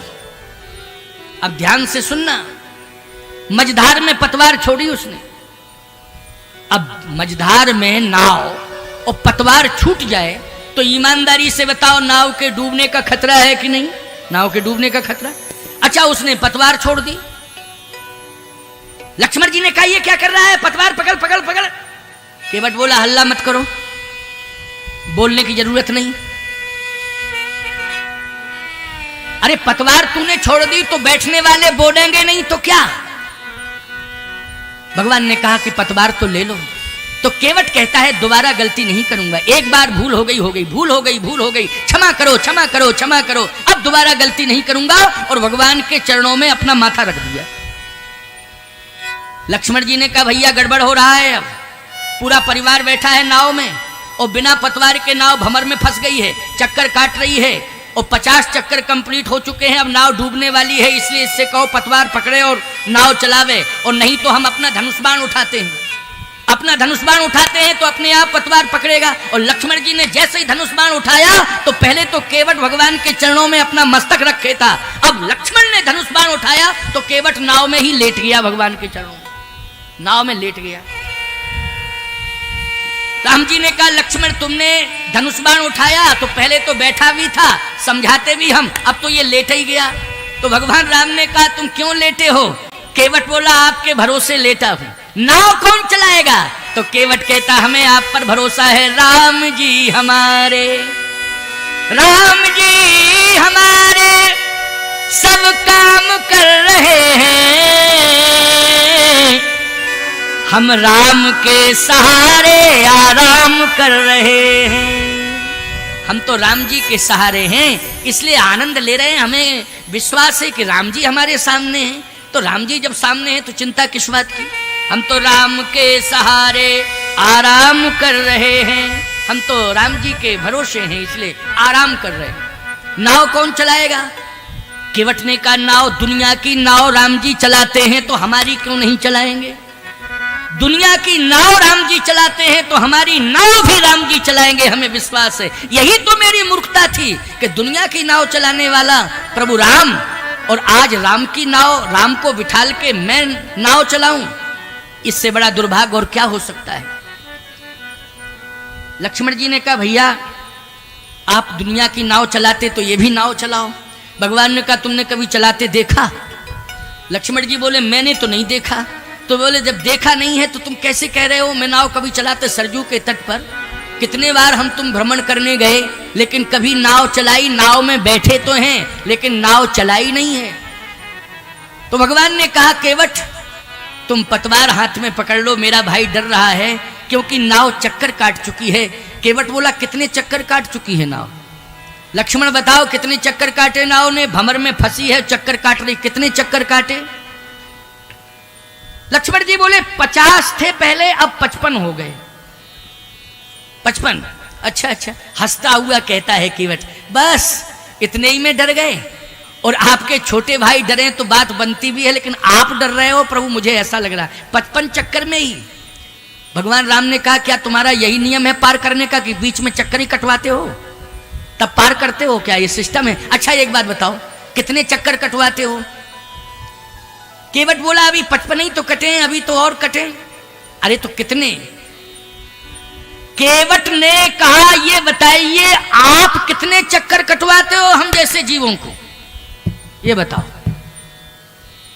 भगवान ने कहा तूने क्या सुना है?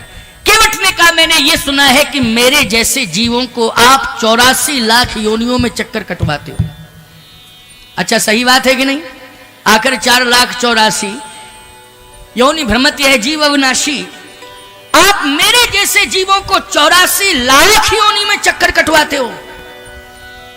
भगवान ने कहा कटवाता हूं।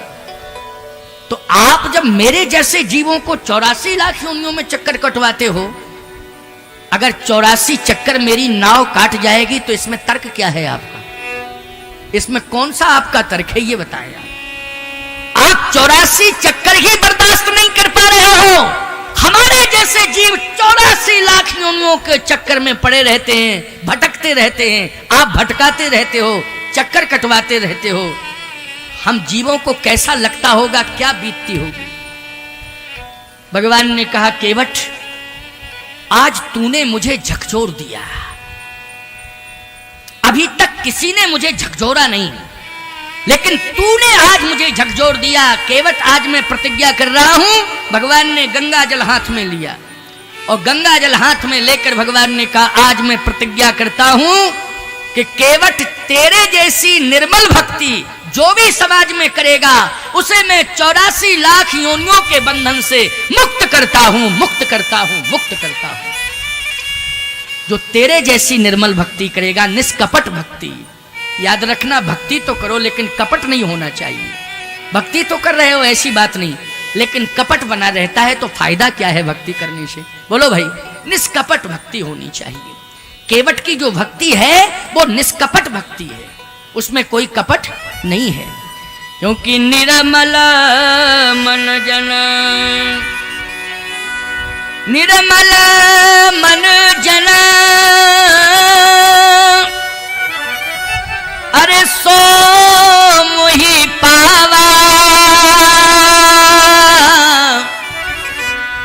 मोहि कपट छल छिद्र न भावा। जिसका निर्मल अंतःकरण होता है, भगवान कहते हैं मैं उसी को स्वीकार करता हूं। कपट अपट नहीं होना चाहिए। आज कपट ही तो है, लोग आपस में मिलते हैं लेकिन कपट बनाए रहते हैं। बोलो अंदर क्या रहता है? कपट। वो मिलते हैं बाहर से, प्रेम से मिलते हैं। नहीं नहीं, ऐसा नहीं होना चाहिए। हृदय पवित्र होना चाहिए। आज केवट का निर्मल अंतःकरण भगवान ने संपूर्ण जीवों को वरदान दे दिया है कि बस तुम्हें निष्कपट भाव से रहना है, निष्कपट भक्ति करनी है, उद्धार की चिंता मत करना, उद्धार तो मैं तुम्हारा कर ही दूंगा और 84 लाख योनियों के बंधन से मुक्त कर दूंगा। ये भगवान ने वचन दे दिया। अब और सुनिए, आगे की बात बड़ी विलक्षण है। क्या भगवान ने कहा कि पार कर दे भैया, पतवार हाथ में ले ले। केवट ने कहा कि वचन ले लिया है आपसे, अब निर्वाह करना, मैं पतवार तो लूंगा और आपको पार करूंगा, लेकिन वचन आपने दिया है उसका पालन करना। भगवान ने कहा गंगा को साक्षी करके कह रहा हूं, पालन करूंगा, पालन करूंगा, पालन करूंगा, लेकिन शर्त यही है कि निष्कपट भक्ति जो करेगा उसी को मैं 84 लाख योनियों के बंधन से मुक्त कर रहा हूं। कपट त्याग दो प्यारे, कपट अच्छा नहीं होता है। कपट से ही भगवान दूर हैं हमसे। आज पतवार हाथ में ले ली केवट ने, और जैसी पतवार हाथ में ली, नाव आगे बढ़ी। जैसे नाव आगे बढ़ी, वो तो एक लीला थी भगवान की, ये तो एक लीला चल रही थी। बस बातों ही बातों में तट आ गया, तट आ गया गंगा जी का दूसरा तट। जैसे ही तट आया, उतर ठाड़ी भय सुर शरीरेता, उतर ठाड़ भय सुर शरीरेता, सिय राम गोह लखन समेता। जैसे ही तट आया, भगवान सीता के सहित लक्ष्मण के सहित तट पर खड़े हो गए। जैसे ही खड़े हुए भगवान राम सीता के सहित, केवट उतर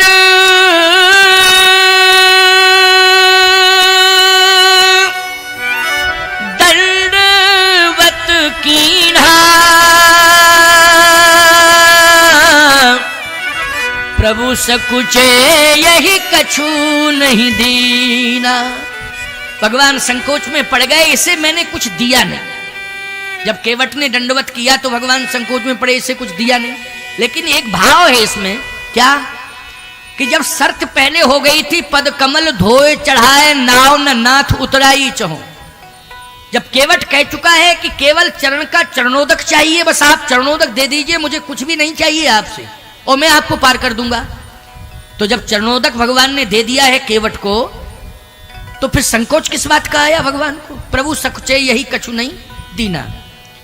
इससे यह सिद्ध होता है कि केवट ने जब दंडवत किया तब भगवान को संकोच आया। जब दंडवत किया, आप कहो दंडवत करना तो उसका धर्म है। अरे जब भगवान मान चुका है, इष्ट मान चुका है, आराध्य मान चुका है, श्रद्धा रखता है भगवान के चरणों में, तो दंडवत करने में आश्चर्य की क्या बात है भाई?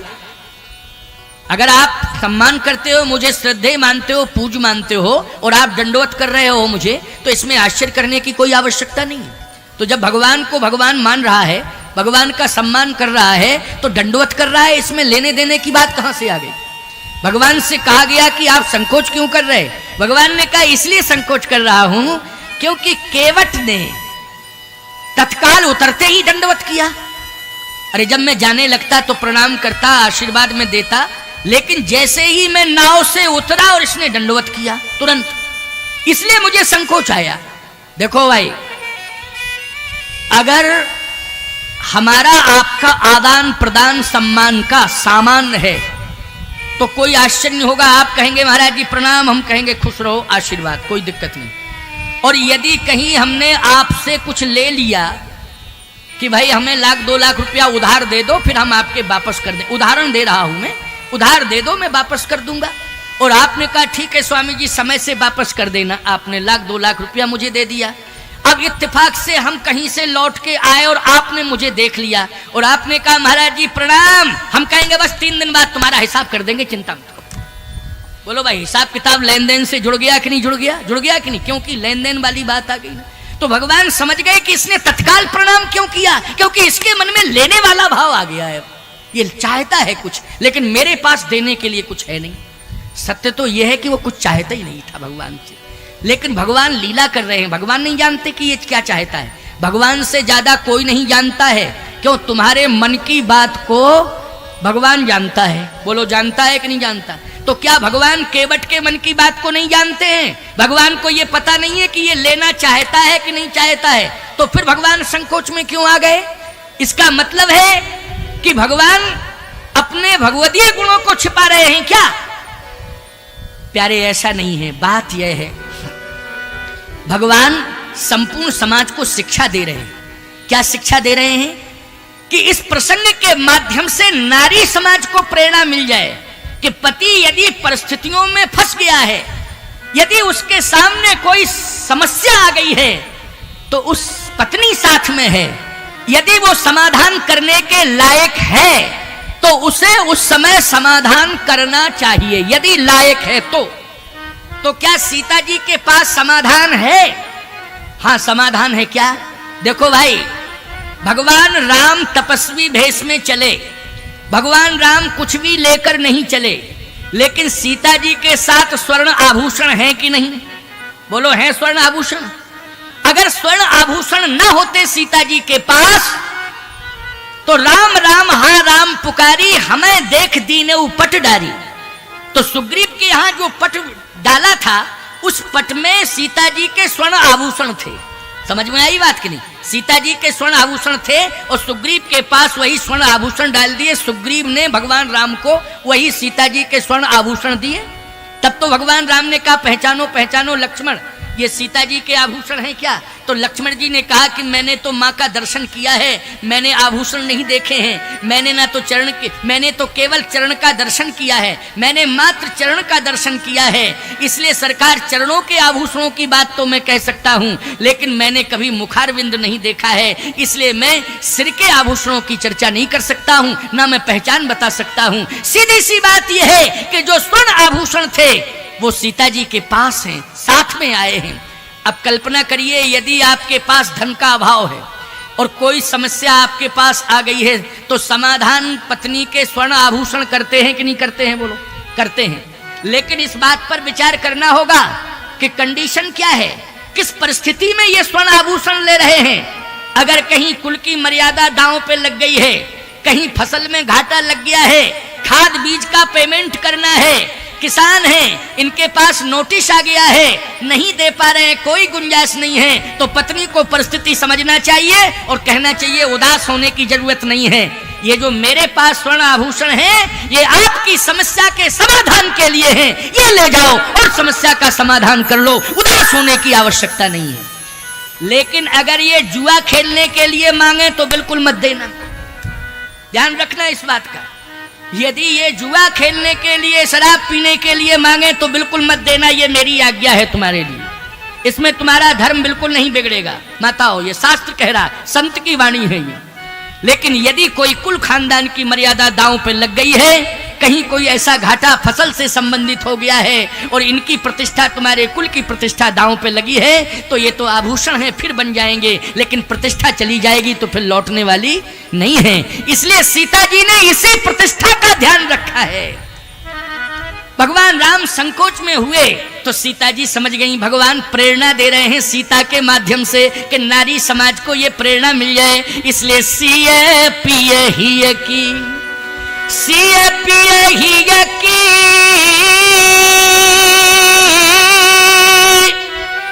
जाननी हारी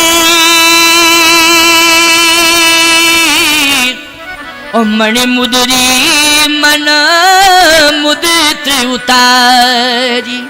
सीता जी मन की बात समझ गई और मणि मुदरी मन मुदित उतारी। सीता जी ने वो मणि की मुदरी, कौन सी मणि थी उसमें मुदरी में, याद रखना, चित्र रूपा मणि। चित्र रूपा मणि का मतलब होता है जैसे कल्प वृक्ष। अब कल्प वृक्ष स्वर्ग में है। बोलो भाई, कहाँ है कल्प वृक्ष? स्वर्ग में। आपने केवल कथा सुनी है कि कल्प वृक्ष की महिमा क्या है।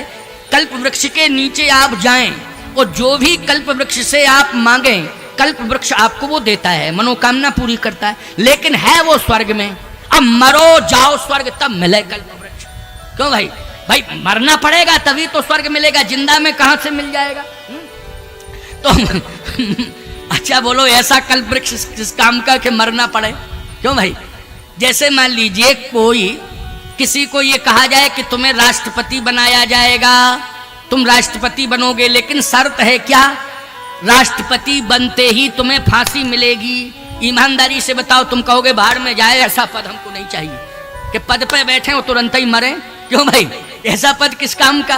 तो सावधान ध्यान से सुनना मेरी बात को। ऐसा कल्प वृक्ष क्या तुम पसंद करोगे कि तुम्हें मरना पड़े तब कल्प वृक्ष मिले? तुम यही चाहोगे यही कल्प वृक्ष मिल जाए मुझे? क्यों भाई? जहां हम रह रहे हैं और जो चाहें जो मांगे सो मिले। याद रखना, कलयुग में जैसे स्वर्ग में कल्प वृक्ष एक वृक्ष है, वैसे ही मैं दावे के साथ कह रहा हूं इस घोर कलिकाल में एक कल्प वृक्ष नहीं है, 2 कल्प वृक्ष हैं। कौन कौन? एक तो राम कथा और दूसरा गौ माता। जो चाहोगे सेवा करके आप ले लेना, मनोकामना पूरी करेगी गौ मां, मनोकामना पूरी करेगी भगवान की कथा। भगवान की कथा पर चल जाओगे तो कल्प वृक्ष की तरह तुम्हारी मनोकामना पूरी होती रहेगी। चित्र रूपा मणि की विशेषता क्या है? विशेषता यह है कि मनोकामना पूरी करती है। जिसके पास ये मणि रहेगी, मुद्री, क्योंकि मुद्री में मणि थी ना, वो चित्र रूपा मणि, विशेषता यह कि जिसके पास रहेगी उसकी मनोकामना पूरी करेगी। समझ गए वो बात कि नहीं? अब आप विचार करना, ये कीमती मुद्री जो मनोकामना की पूर्ति करने वाली है। अब विपत्ति काल में राम जी फंसे हैं, सीता जी राम जी दोनों वन में जा रहे हैं, इस मुद्री का कितना बड़ा सहारा है। क्यों भैया? जंगल में जो कामना करें सो आ जावे, बोलो तो अभाव नहीं खलेगा। लेकिन धन्य है मां सीता जो भगवान राम के लिए समर्पित हो गया है। भगवती सीता ने कहा, संसार में जो प्राणी प्रभु राम के चरणों में समर्पित हो जाता है उसकी हर मनोकामनाओं को मैं पूरा करती हूं, पूरा करती हूं, उसकी हर मनोकामना को मैं पूरा करती हूं। केवट ने भगवान के चरणों में समर्पण किया है, इसलिए आज मैं चित्र रूपा मणि जटित मुद्री को दे रही हूं, और ये केवट को मिल जाए मनोकामना पूरी होती रहेगी। तो मणि मुद्री मन मुदित उतारी, वो मुद्री जो है उतारी सीता जी ने। अच्छा, जैसे मुद्री उतारी, भगवान राम उदास थे क्योंकि देने के लिए कुछ है नहीं। सीता जी ने चुपचाप मुद्री उतारी, और जैसे ही मुद्री उतारी बगल में ही खड़ी थी, भगवान के हाथ में दे दी। अच्छा, जैसे ही भगवान के हाथ में आई तो भगवान को लगा कि ये मुद्री है, क्योंकि आकार प्रकार से अनुभव हो गया ना, ये मुद्री है। और जैसे ही हाथ में मुद्री को ली तो भगवान का उत्साह बढ़ गया, और भगवान उत्साहित होकर के कहते, केवट चिंता मत करो, कहू कृपाल लेहू तराई, कहू कृपाल लेहू तराई, तो केवट चरण गहे अकुलाई। भगवान ने कहा, लो लो लो, ये मुद्री लो। तो केवट ने मुद्री नहीं ली, चरण पकड़ लिए। लक्ष्मण जी ने कहा, अरे समझ में नहीं आ रहा कि दे क्या रहे थे। गौर से लक्ष्मण जी ने देखा तो बड़ी कीमती मुद्री थी। लक्ष्मण जी ने कहा, केवट इसमें सोना कम है लेकिन मणि की कीमत है। तू, तेरा खानदान जो भी चाहेगा, जब चाहेगा, जो भी चाहेगा वो मिलेगा। ऐसी मनोकामना पूरी करने वाली ये मुद्री है, ले ले ले ले ले ले। केवट ने कहा, नहीं मुझे मुद्री नहीं चाहिए, नहीं लूंगा, मनोकामना की पूरी करने वाली है मुद्री। केवट ने कहा, भले ही बनी रहे मनोकामना पूरी करने वाली, मुझे मुद्री नहीं चाहिए। लक्ष्मण जी बोले, भैया एक काम करो, इसको अयोध्या की रजिस्ट्री कर दो, क्योंकि 14 साल बाद तो आपको अधिकार मिलेगा ही मिलेगा, राजा बनेंगे। इसको आप अयोध्या की रजिस्ट्री कर दो, तभी प्रसन्न होगा। हम समझ रहे हैं इसका मूड क्या है, बार बार समझा रहे हैं कि चित्र रूपा मणि से जटित ये मुद्री है, मनोकामनाओं को पूरा करने वाली ये मुद्री है। अरे इसको ले ले तू, तेरा खानदान तर जाएगा, उद्धार भी होगा और पल भी जाएगा और तर भी जाएगा, जो मांगेगा परिवार वो मिल जाएगा। केवट ने कहा, मुझे ऐसी मनोकामना पूर्ति करने वाली कोई वस्तु नहीं चाहिए। फिर क्या चाहिए? केवट ने कहा, प्रभु ये मैं रहस्य बताऊंगा आपको कि मुझे क्या चाहिए, लेकिन मैं ये चाहता हूं, आपसे पूछ रहा हूं, ये मुद्री आपके पास थी नहीं, आई कहां से? आपके पास थी नहीं, लेकिन अभी अभी आई तो कहां से आई? भगवान बोले मेरे पास नहीं थी, लेकिन सीता ने मुझे दी है, अभी अभी तो दी है। केवट बोला सीता जी के पास कहां से आई?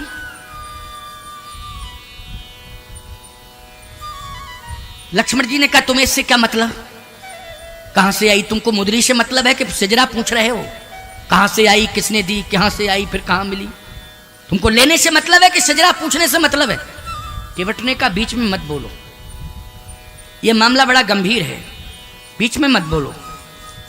ना तुम ले रहे हो ना दे रहे हो, बीच में बोल ज्यादा रहे हो। लेते देते तो कुछ नहीं हो, बोलते ही ज्यादा हो, चुप रहो। भगवान ने कहा तुम चुप रहो। केवट ने कहा ये मुद्री महाराज जनक ने दी थी। केवट ने कहा जनक जी महाराज ने दी थी? हाँ। कब दी थी? कहा जब जनक जी महाराज चरण पखार रहे थे। जब बेटी का विवाह होता है तो बेटी दामाद के चरण पखारते हो कि नहीं पखारते हो? क्यों भाई, राजस्थान में भी मान्यता होगी, है ना? हाँ वो तो है ही, सनातन संस्कृति की परंपरा है, इसलिए लिखा भी है बर बिलोक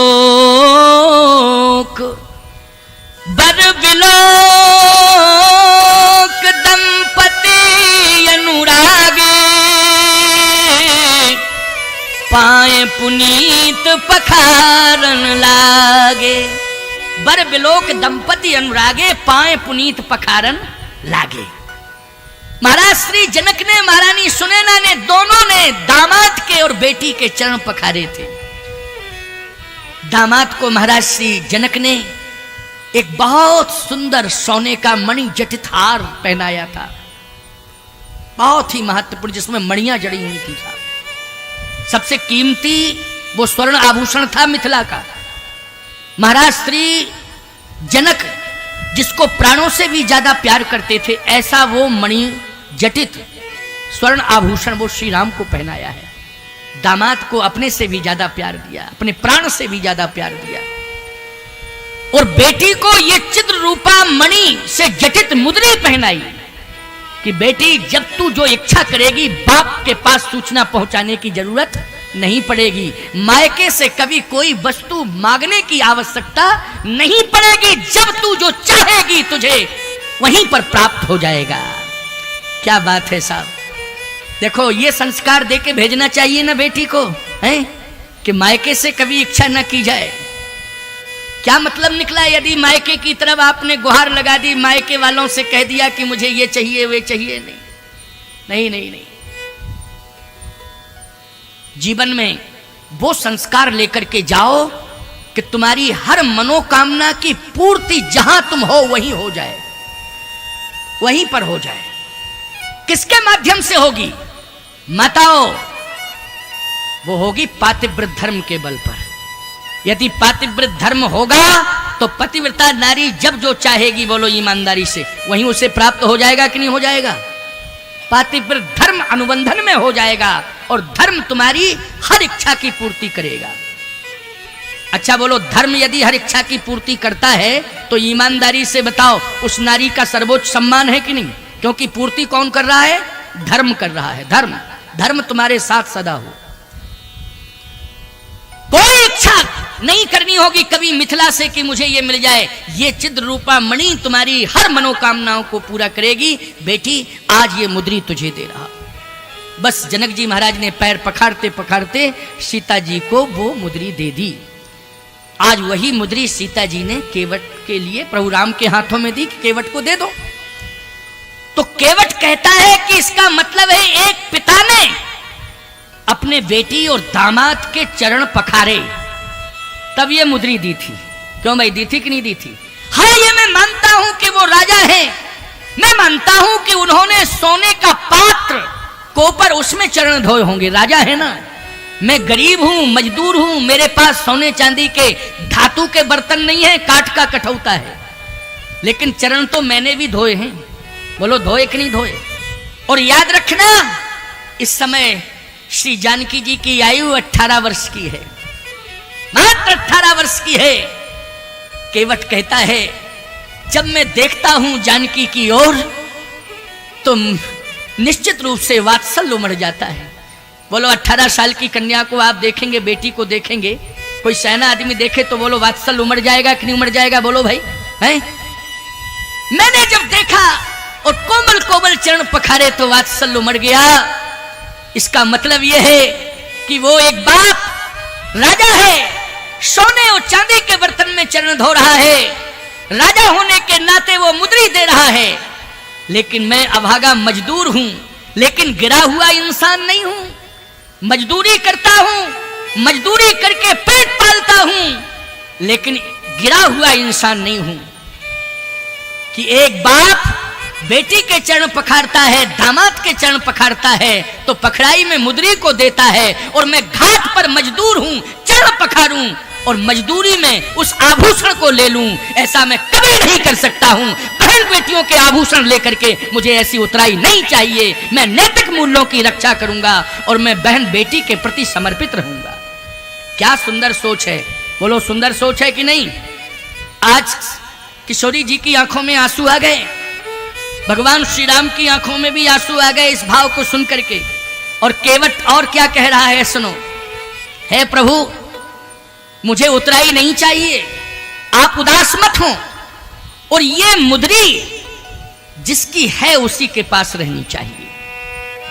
भगवान ने कहा लेकिन तेरा ये धर्म है कि तू आभूषण को मजदूरी नहीं मानता है, आभूषण को मजदूरी नहीं मानता है, लेकिन मेरा ये धर्म है कि मैंने मजदूरी के नाम पर कोई वस्तु संकल्प में ले ली है तो मैं उसे मजदूरी मानता हूं और दूंगा, इसलिए तुझे लेना पड़ेगा, क्योंकि तेरे नाम पर मुद्री उतरी है, इसलिए मजदूरी है तेरी, तुझे लेना पड़ेगा। केवट कहता है प्रभु एक निवेदन और करूं। हाँ क्या। अयोध्या वालों ने आपको वनवासी राम बना करके भेजा है, हाँ भेजा है, लेकिन गंगा के तट पर मैंने आपको वनवासी राम के रूप में नहीं देखा है, मैंने राजा राम के रूप में आपको देखा है कि मेरे घाट पर राजा खड़ा हुआ है। क्या खड़ा है? राजा खड़ा है। अच्छा राजा के रूप में, हाँ। और हे प्रभु 14 साल बाद आपको अयोध्या का राज्य मिलेगा, आप 14 साल बाद राजा बनेंगे, लेकिन आज मैंने 14 साल पहले आपकी प्रजा के रूप में नागरिकता स्वीकार कर ली है। समझ गए हो, प्रजा के रूप में आपको मैंने राजा माना और मैं आपकी प्रजा हूं, क्योंकि जो प्रजा आई थी उसको आपने वापस भेज दिया। बोलो भेज दिया कि नहीं भेज दिया? जो प्रजा आपके साथ आई थी उस प्रजा को आपने वापस भेज दिया है। लेकिन हे प्रभु आज मैं स्पष्ट रूप से घोषणा कर रहा हूं, आप राजा हैं और मैं आपकी प्रजा हूं। और हे सरकार, एक प्रजा मजदूर, आपके राज्य का एक मजदूर, आपके राज्य का एक नागरिक आज राजा मान करके रक्षा कोष में अपनी मजदूरी को समर्पित कर रहा है। बोलो कितना सुंदर विचार है। रक्षा कोष में देखा आपने, ये उत्कृष्ट भाव है। रक्षा कोष में एक राजा के हाथ में रक्षा कोष आज सबसे पहले समर्पित कर रहा है। हे प्रभु इस मजदूर की मजदूरी को रक्षा कोष के रूप में आप स्वीकार करिए और आपके पास रहेगी। भगवान ने कहा मेरे पास रहेगी और मैं ले जाऊंगा आगे, और आवश्यकता पड़ी तो इसलिए तो आपको राजा माना है। जब मेरे राजा के ऊपर संकट आए तो ये मुद्री जो है मेरी मजदूरी संकट में साथ देगी, मेरे राजा के सम्मान की रक्षा करेगी। बस इसी भाव से मैं आज मुद्री को दे रहा हूं। जब भी संकट आएगा तो एक मजदूर की मजदूरी मेरे राजा के सम्मान की रक्षा करेगी। बोलो कितना ऊंचा विचार है। ये विचार मैं कहता हूं अयोध्या में किसी नागरिक के जीवन में आया हो तो बता दो, या आगे भगवान को इतने भक्त मिले हैं किसी के मन में ये उत्कृष्ट विचार आया हो तो बता दीजिए, जो केवट के मन में विचार आया है। इसलिए रामचरितमानस का ये मर्म स्पर्शी प्रसंग सामान्य और साधारण नहीं है, ऐसा मत मानना। और देखिए आप उसके कितने ऊंचे विचार हैं। क्या? हे प्रभु ये मुद्री आपने मुझे मजदूरी के रूप में दी ना, निश्चित रूप से मेरी बेटी की रक्षा करने में परम सहयोगी सिद्ध होगी।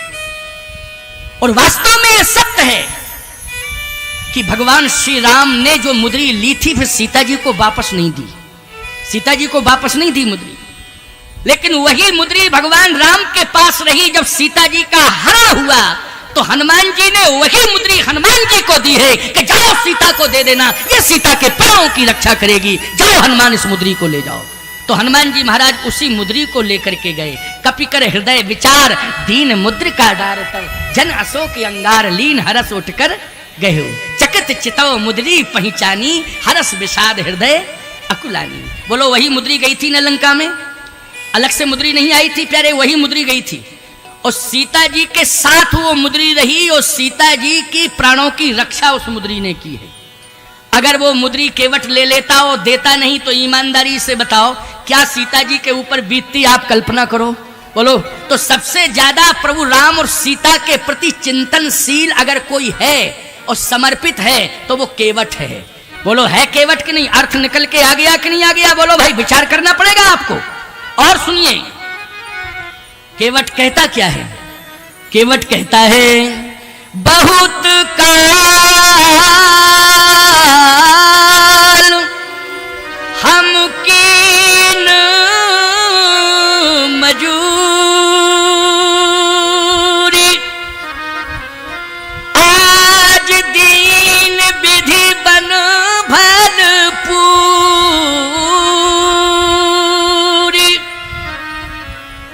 अब कछुनाथ न चाहिए मोरे, दीन दयाल अनुग्रहितो। हे प्रभु मुझे कुछ नहीं चाहिए, केवल आपका अनुग्रह बना रहे, बस कृपा बनी रहे, आपकी कृपा बनी रहे। भगवान ने कहा केवट मैंने बहुतों को बहुत कुछ दिया है, लेकिन तू भी मांग ले, क्या चाहता है? जो मांगेगा मैं तुझे दूंगा। केवट ने कहा कि आपकी कृपा मिल गई बस बहुत है। भगवान ने कहा कि नहीं नहीं मांगो मांगो। केवट ने कहा मुझे कुछ भी नहीं चाहिए। भगवान ने जबरदस्ती दिया। क्या दिया? बहुत कीन हट लखन सिए, नहीं कछु केवट ले, बहुत कीन हट लखन सिए, नहीं कछु केवट ले, विदा कीन करुणा यतन, भगति बिमल वर दे। इसका मतलब है विमल भक्ति का वरदान भगवान ने केवट को दिया, बिना ही मांगे दिया। बोलो मांगा था क्या? नहीं कछु केवट ले, लेकिन विदा कीन करुणा यतन भगति बिमल वर दे, विमल भक्ति का वरदान दिया। याद रखना जब निष्कामता जीवन में आ जाती है तो भगवान हट करके आपको देते हैं, और वही भक्ति देते हैं जिस भक्ति को पा करके जीव पराकाष्ठा पर पहुंच जाता है, और वो है विमल भक्ति। बोलो है विमल भक्ति कि नहीं? अब भगवान ने विमल भक्ति केवट को दे दी। अब एक भाव और सुन लो, क्योंकि 5-7 मिनट की चर्चा, 5:15 बजे मुझे प्रतिबंधित किया गया कि 5:15 तक महाराज जी बोलें। ठीक है भैया, तुम्हारी डिमांड मानेंगे हम, क्यों नहीं मानेंगे? 10 ही मिनट तो 9 मिनट शेष रह गए हैं, केवल 5:06 हो गए। अब 9 मिनट के बाद 5:15 के बाद फिर पर्ची भेजोगे क्या कि महाराज है ना? अब कम से कम अच्छा एक बात बताओ, सुन तुम रहे हो, बोल कौन रहा है? मैं। अच्छा कथा का रस कौन पी रहे हो? तुम लोग। रस किससे निकल रहा है?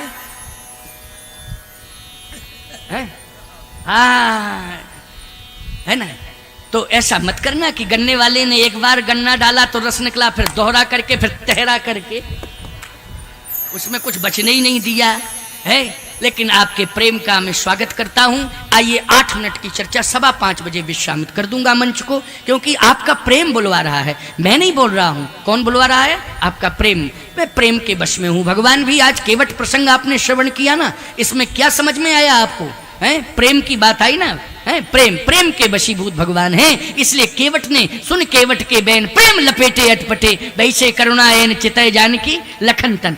अब आप देखें यहाँ तो विमल भक्ति का वरदान, विमल भक्ति का वरदान भगवान ने केवट को दे दिया, हठ पूर्वक दे दिया। लेकिन मैं आपसे पूछना चाहता हूं, सुमंत जी को क्या मिला? सुमंत जी को कोई वरदान मिला था क्या? बोलो।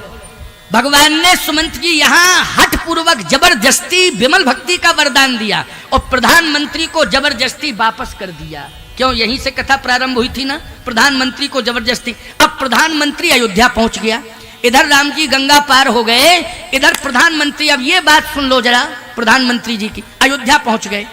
जैसे अयोध्या पहुंचे तो महाराज श्री दशरथ ने कौशल्या जी से कहा, कौशल्या, राम का कोई समाचार मिला? मैंने सुमंत से कहा था कि सुमंत गतिविधियों की जानकारी पहुंचाते रहना, लेकिन वो अभागा सुमंत जब से गया है तब से कोई समाचार ही नहीं भेजा उसने। धिक्कार है सुमंत, तुझे धिक्कार है। मैंने कहा था कि गतिविधियों की जानकारी पहुंचाते रहना, भेजते रहना, लेकिन तूने कोई समाचार नहीं पहुंचाया। तब तक आवाज आई कि सुमंत जी आ गए। कानों में आवाज पहुंची कि सुमंत जी आ गए। अरे सुमंत आ गए, बुलाओ सुमंत को, बुलाओ। सुमंत जी आए, महाराज श्री दशरथ को प्रणाम किया। दशरथ जी ने कहा, सुमंत, राम कहां है? राम, राम कहां है? राम सावधान, सिर हिल गया। नहीं, इसका मतलब नहीं लौटे राम। अच्छा, राम नहीं लौटे, सुमंत, सीता तो लौटी होंगी ना? राम ने निश्चित रूप से सीता को भेजा होगा। सीता कहां है? अवलंब मिलेगा, मुझे सहारा मिलेगा। सिर हिल गया, नहीं, सीता भी नहीं लौटी। सीता कहां लौट सकती? जहां राम होंगे वहीं सीता होंगी, जहां सीता वहीं राम, जहां राम वहीं सीता। लक्ष्मण भी नहीं लौटे। अच्छा, एक बात बताओ सुमंत, तुम्हें वापस किया, लेकिन जब तुम वापस आने लगे तो राम ने मेरे लिए कुछ कहा? मेरे लिए कुछ कहा हो तो 2 शब्द राम के सुना दो, उन शब्दों को सुन करके मुझे परितोष मिल जाएगा।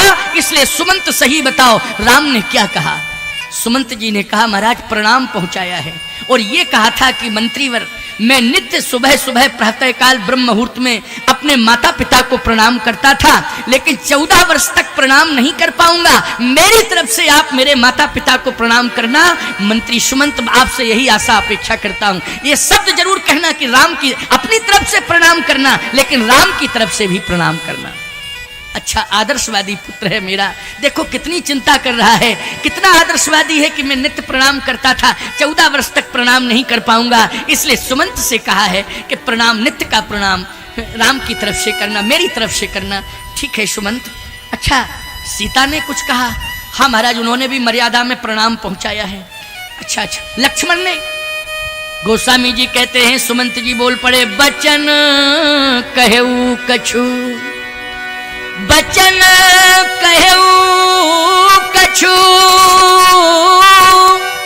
अरे लखन कठोरा। लक्ष्मण ने कठोर वचन कहे। देखो यहां पर मोड़ आ गया कि नहीं आ गया? बोलो भाई, मोड़ आ गया। वचन कहे कछु, लखन कठोरा। लक्ष्मण ने कठोर वचन कहे। लक्ष्मण ने कठोर वचन कहे। कौन से कठोर वचन, कैसे कठोर वचन, जरा सुनाओ। अब सुमंत जी सुना नहीं पा रहे हैं, क्योंकि बरज राम पुन कीन निहोरा। जब लक्ष्मण जी महाराज ने कठोर वचन कहे थे सुमंत जी से, तो राम जी ने सुमंत जी महाराज को रोका, कहा मेरी प्रार्थना है। लक्ष्मण को डांटा और सुमंत जी को रोका और हाथ जोड़ करके कहा कि सुमंत जी महाराज, आपको राम की सौगंध है, राम की सौगंध है। लक्ष्मण ने जो कठोर वचन कहे हैं वो पिताश्री को मत सुनाना। बार बार निज शपथ दिवाई, और कहेऊ न तात लखन लरिकाई। आपको राम की सौगंध है, बार बार कसम दिलाई है, राम की सौगंध है। लक्ष्मण के लड़कपन की बात पिताजी से मत कहना। लेकिन आज सुमंत जी ने कह दिया कि नहीं कह दिया? बोलो भाई। बचन कहे कछु लखन कठोरा। दशरथ जी ने कहा, कौन से कठोर वचन कहे? सुमंत जल्दी बताओ। याद आ गई राम की सौगंध, बरज राम पुन कीन निहोरा। राम की सौगंध याद आ गई तो मौन हो गए। सुमंत जी बोल नहीं पा रहे हैं। दशरथ जी ने कहा, सुमंत, राजाज्ञा का उल्लंघन कर रहे हो, मैं बार बार पूछ रहा हूं, बोलते नहीं हो। कौन से कठोर वचन कहे लक्ष्मण ने? सुमंत कहते हैं, महाराज आप मुझे कोई भी सजा दे दें, फांसी की सजा दे दें, मैं फांसी की सजा लेने को तैयार हूं, लेकिन राम ने सौगंध रखा दी है, इसलिए मैं वो शब्द सुना नहीं सकता हूं। मृत्यु दंड में स्वीकार कर लूंगा, लेकिन जो राम की सौगंध है उसका बहिष्कार नहीं कर सकता हूं। क्षमा करिए। आहा, दशरथ जी समझ गए। सुमंत, इतना तो सत्य है कि राम के कारण ही लक्ष्मण ने मेरे लिए कठोर वचन कहे। हां, राम के कारण। सुमंत, जानते हो मुझे कैसा बेटा मिला था? राम कैसा बेटा है? राज सुनाई दीन बनवासु, राज सुनाई दीन बनवासु, राज सुनाई दीन बनवासु, राज सुनाई दीन बनवासु। सो सुन भयउन हरस हरासु, सो सुन भयउन हरस हरासु, सो सुन भयउन हरस हरासु, सो सुन भयउन। राज सुनाए दीन वनवासु, सो सुन भयउन हरस हरासु। अभी अभी कहा था बेटे से कि तुझे राजा बनाऊंगा। राज प्रासाद का संवाद सुन के जिस बेटे को हर्ष ना हुआ हो और सूर्य की किरण नहीं निकल पाई, तब तक उसी बेटे को बुलाकर कहा तुझे 14 साल के लिए बन जाना पड़ेगा। तो वन का संवाद सुन के जिस बेटे को ना विषाद हुआ हो और राज्य का संवाद सुन के जिस बेटे को ना हर्ष हुआ हो, ऐसे बेटे से बिछुड़ जाने के बाद भी अभी भी बाप जिंदा है तो सुमंत्र वज्र भी कठोर नहीं हो सकता है। अब आगे दशरथ के कलेजे से वज्र भी कठोर नहीं हो सकता है। सुमंत जी ने सुना, सुमंत जी भी रो रहे हैं, आंसू ऐसे निकल रहे हैं जैसे गंगा यमुना का प्रवाह चल रहा हो। दशरथ जी महाराज ने कहा लेकिन सुमंत, एक चिंता मुझे सता रही थी कि 14 वर्ष तक राम की प्रतिष्ठा की रक्षा कौन करेगा। यह चिंता मुझे सता रही थी, इसलिए मैं बेचैन हो रहा था, मर नहीं रहा था, यही चिंता मुझे सता रही थी। लेकिन लक्ष्मण जैसा भाई राम के साथ गया है और सुमंत लक्ष्मण जैसा भाई राम की प्रतिष्ठा पर आ जाने पर 2-4 बातें अपने बाप को सुना सकता है, तो लक्ष्मण के रहते हुए राम की प्रतिष्ठा का कोई बाल बाका नहीं बिगाड़ सकता है। यह मुझे विश्वास हो गया है, आज मुझे विश्वास हो गया है कि लक्ष्मण के रहते हुए कोई राम की प्रतिष्ठा का बाल बाका नहीं बिगाड़ पाएगा। बस इतना कहते कहते राम राम कहे, राम कहे, राम राम कहे, राम तन पर हरि रघुवर बिरह राव गए सुर धाम। याद रखना लक्ष्मण का चरित्र, ईमानदारी से बताओ, एक बाप के द्वारा वाणी, बाप की वाणी के द्वारा उत्कृष्ट सिद्ध हुआ कि नहीं हुआ? बोलो, हुआ उत्कृष्ट सिद्ध कि नहीं? इससे तुम लोगों को क्या शिक्षा मिली है? समझ में बात आई कि नहीं? माँ बाप भी मरने के पहले ये चाहते हैं कि भाइयों भाइयों में प्रेम रहे, और मैं यही सुन के जाऊं कि भाइयों भाइयों में क्या प्रेम है। कहीं ऐसा ना हो कि एक भाई दूसरे भाई की प्रतिष्ठा लेने पर आमादा हो जाए। ये सुन करके जाए कि भाई ने भाई की प्रतिष्ठा को बचाया है, भाई ने भाई की प्रतिष्ठा को बचाया है। ये प्रसंग आपको ये प्रेरणा दे रहा है। माँ बाप भी मरना तो सबको पड़ेगा दुनिया में, लेकिन माँ बाप प्रसन्न होकर के जाएं इस दुनिया में। कैसे प्रसन्न होंगे? जब भाइयों भाइयों में प्रेम होगा, भाई भाई एक दूसरे के सम्मान की रक्षा करेंगे तो माँ बाप प्रसन्न होकर के जाएंगे, और जहां भी जाएंगे तुम्हें दुआएं वहीं से देते रहेंगे, वहीं से तुम्हें दुआएं देते रहेंगे। इस प्रसंग से आपको यही शिक्षा, यही प्रेरणा मिली। बोलो मिली कि नहीं मिली? 5:18 हो गए, हो गए कि नहीं हो गए? प्रसंग अपनी जगह है, विश्राम देता हूं। कल प्रसंग का फिर विस्तार करूंगा। 2 ही दिन शेष रह गए हैं, कल और परसों। क्यों भाई 2 ही दिन रह गए ना? क्यों 2 ही दिन रह गए? आज तारीख कौन सी है? 8 है ना? हाँ, 10 तारीख को विश्रामित होना है कार्यक्रम। 2 दिन शेष रह गए हैं। जरा कीर्तन कर लो और फिर कुछ समाचार सुन के जाओ, संदेश सुन के जाओ, कीर्तन करके जाओ, इसके बाद प्रसाद लेकर के जाओ। श्री राम जय राम, जय जय राम, श्री राम जय राम, जय जय